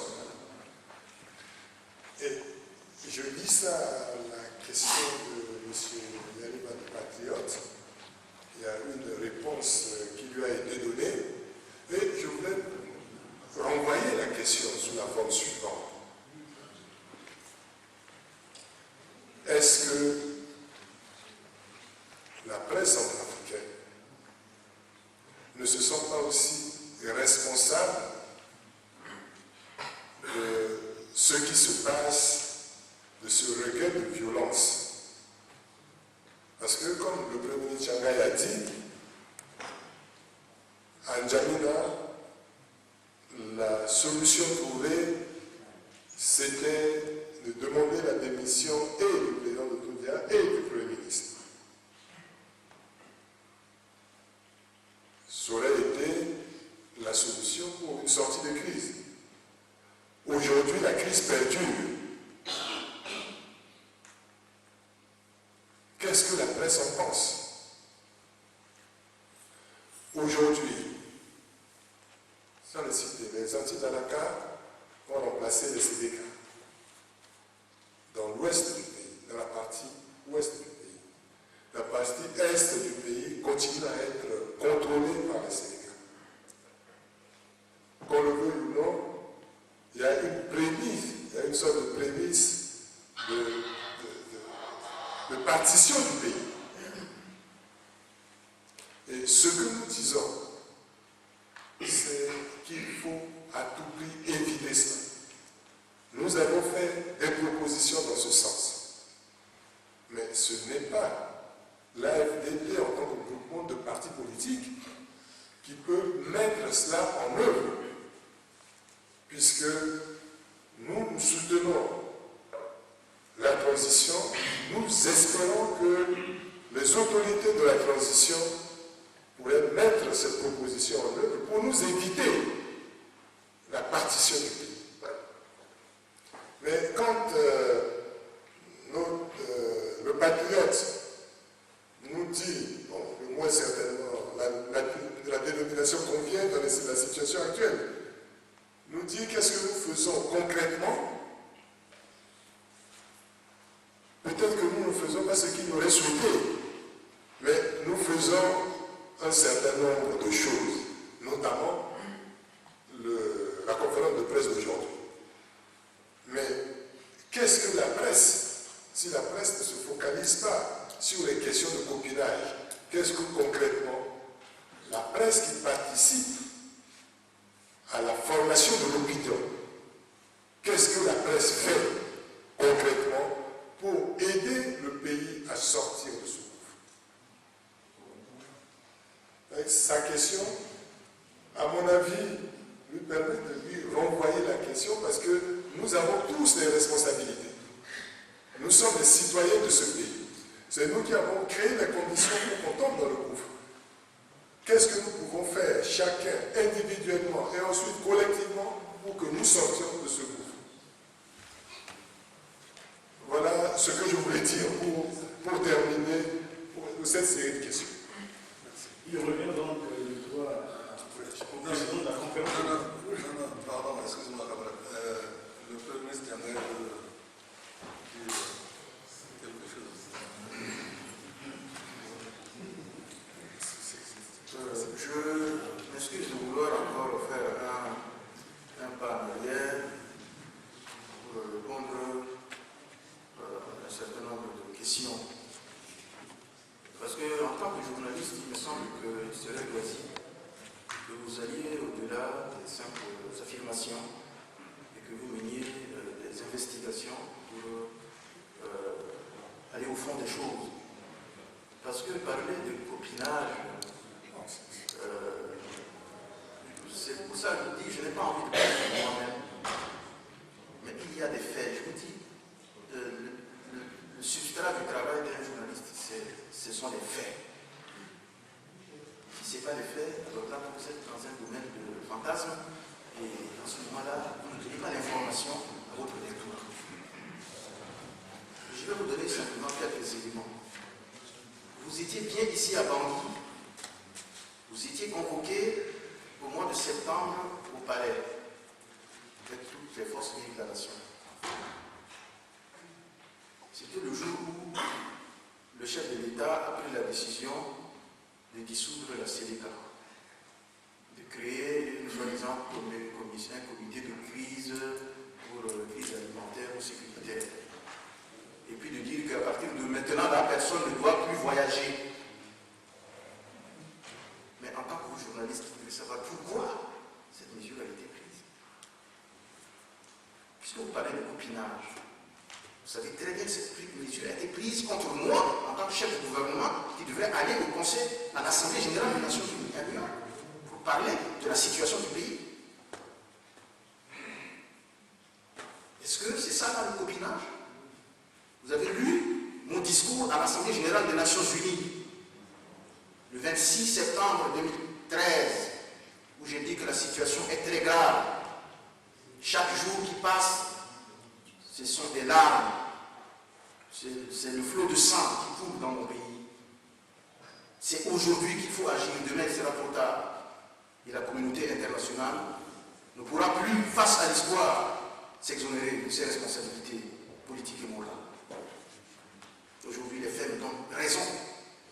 Et vous savez comment j'ai fait pour aller à New York? C'est parce que ce jour-là, il y a eu une forte réaction des autres chefs d'État de la CEMAC qui n'ont pas compris que Djoto Dia puisse m'empêcher, parce que lui ne devrait pas aller aux États-Unis. il n'a pas eu le visa pour aller aux États-Unis. Et comme lui, il ne veut pas aller aux États-Unis, moi aussi, je ne veux pas aller aux États-Unis. Donc ce sont des situations comme ça que vous aurez dû dénoncer. Aujourd'hui, vous venez vous parler de copinage. C'est ça le copinage.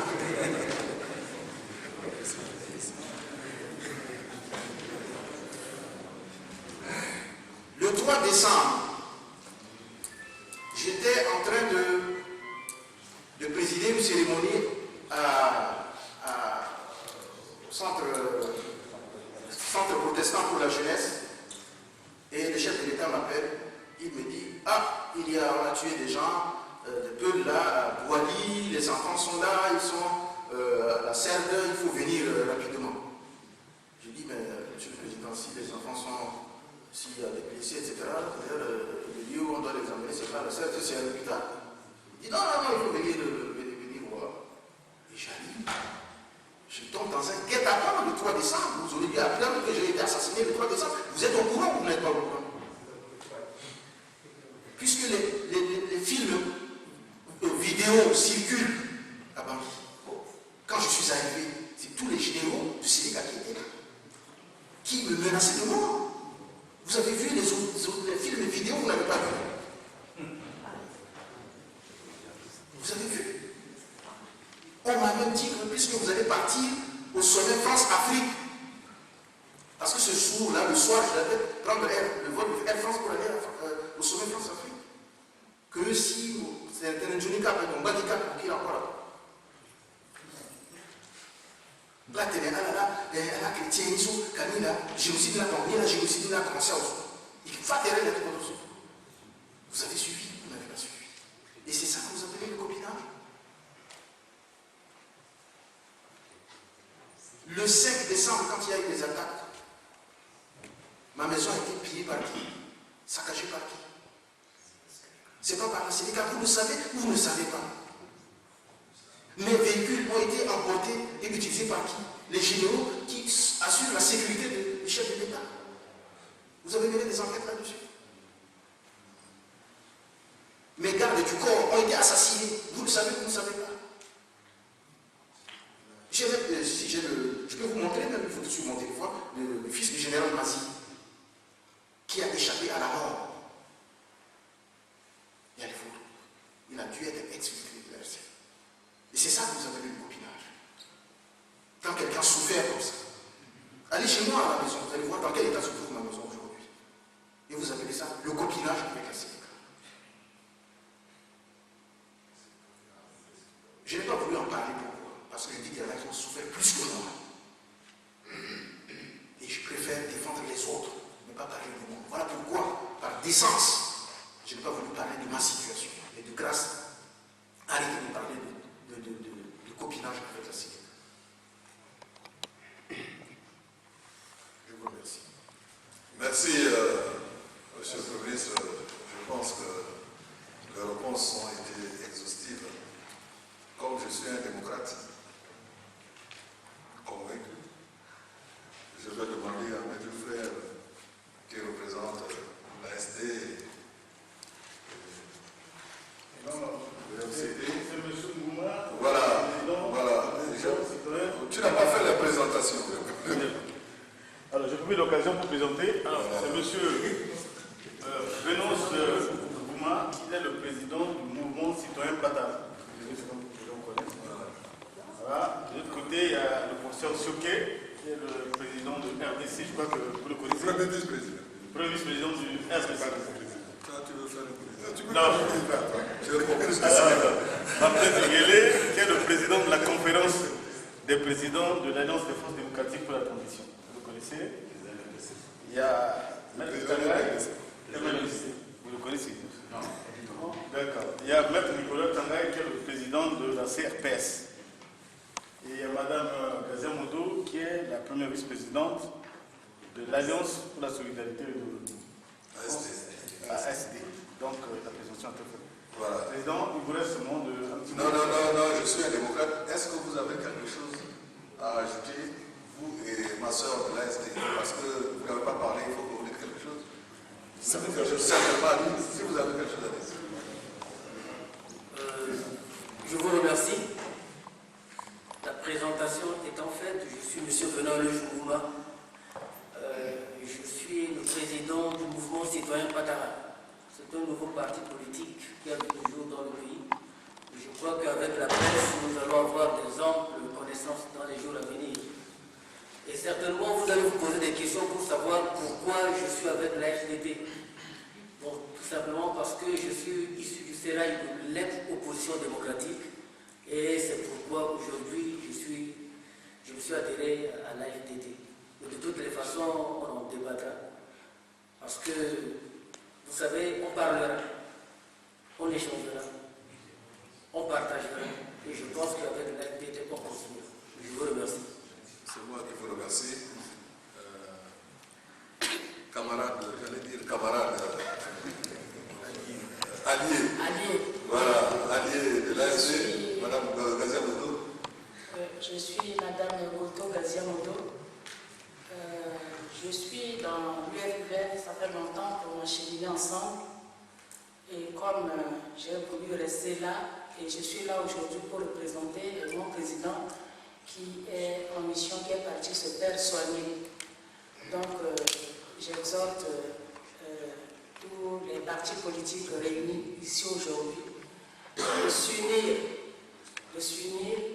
pour une sortie de crise dans notre pays. Parce que la division ne rapporte rien. Il faudra qu'on soit unis. Et unis, on vaincra. Voilà le petit mot que je voudrais vous dire. Je vous remercie. Bon, c'est moi qui vous remercie. Je voudrais très rapidement vous redire encore tous nos remerciements. Vous savez, c'est mieux que nous soyons ensemble ici, en train de débattre, d'échanger, de ne pas avoir les mêmes visions, les mêmes opinions, de nous expliquer. C'est comme ça seulement qu'on peut avancer. Et ça vaut 1000 fois mieux que le spectacle que nous vivons dans ce moment. C'est pour ça que je voudrais vraiment vous remercier.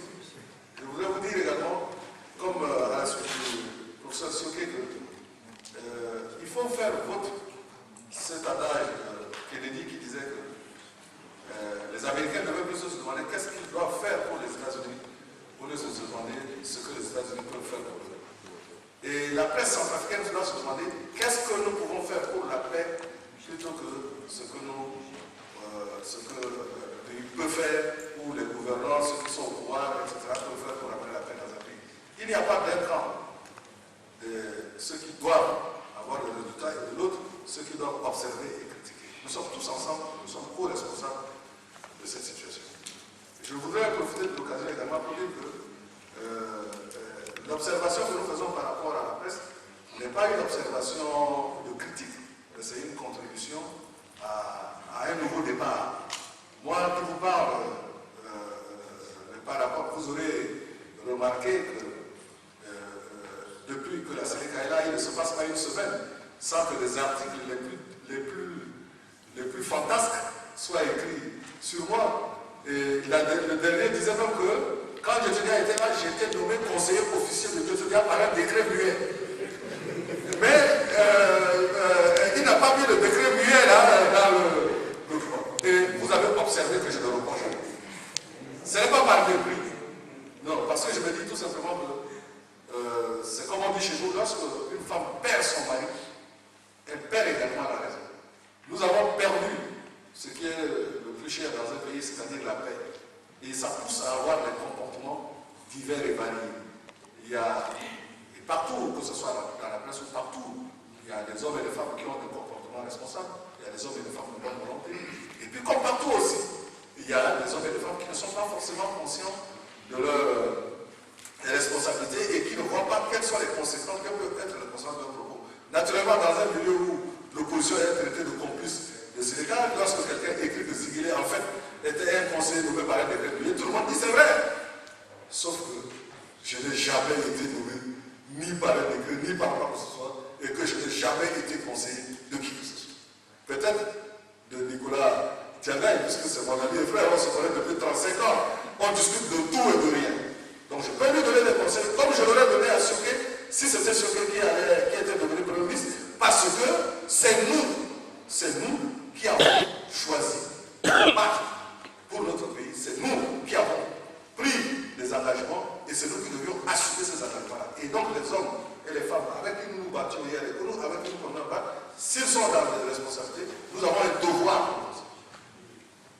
de les conseiller. Et je confirme ce que Maître Diarra a plusieurs reprises. Déjà, je me permets encore de dire quelque chose qu'il n'aurait pas pu dire. Le jour où Diarra a publié son premier gouvernement sous Bozé, il a démissionné. Il dit qu'il n'en voulait pas. Je lui ai dit, tu ne peux pas démissionner. Tu ne peux pas démissionner sous prétexte que Bozé a mis près de 100 dans le gouvernement. C'est ça la lutte.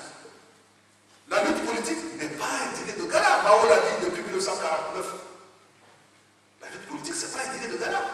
Je ne vois pas dans quel pays vous aurez un adversaire qui ne fait que accepter ce que vous souhaitez. Sinon, il n'y a pas de lutte politique. Et donc, nous avons tous demandé qu'il reste ferme à son poste. Jusqu'à ce que il y ait le 10 janvier. Et nous continuons à nous battre toujours pour notre pays. Même si la charte constitutionnelle de transition par la suite n'a pas été respectée, comme vous l'avez vu, nous continuons à soutenir la transition. Parce que c'est un problème de principe, c'est un problème d'amarique. Et naturellement, comme nous sommes des démocrates aussi, nous respectons l'opinion de ceux qui pensent que ce que nous avons fait n'est pas normal ou ne devons pas faire ça. C'est cela la diversité, c'est cela la démocratie, c'est cela le pluralisme, c'est cela que nous voulons préserver, c'est-à-dire le droit pour les hommes et les femmes dans ce pays-là de vivre librement leur opinion, leur foi, leurs différences, etc., dans l'harmonie et dans la sécurité. Donc, c'est un appel que nous lançons pour cela et je ne voudrais pas être très long parce que nous sommes déjà là depuis 2 heures de temps. Je vous propose, si vous le souhaitez, qu'on fasse une photo de famille avec tous les participants avant de nous séparer. Et je réitère ce que j'avais dit. Je souhaite que mes frères des autres partis politiques, qu'ils soient de la majorité des autres partis, d'opposition démocratique, non démocratique, etc., sauf CDK et Anti-Palaka, qui ne sont pas des partis politiques, qui le souhaitent. Nous sommes à leur disposition pour nous revoir autour de cet appel-là, continuer le débat et voir comment nous pouvons, par rapport à la situation de notre pays, essayer de travailler plutôt ensemble que séparés pour essayer d'avancer. Je vous remercie et comme disent les Américains, que Dieu protège notre pays. Merci.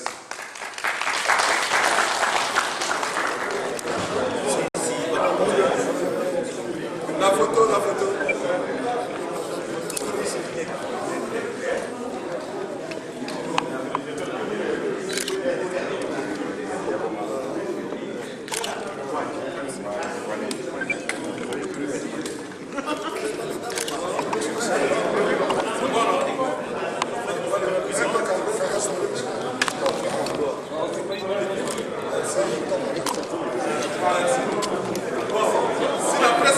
La presse. Enfin, ceux qui veulent venir faire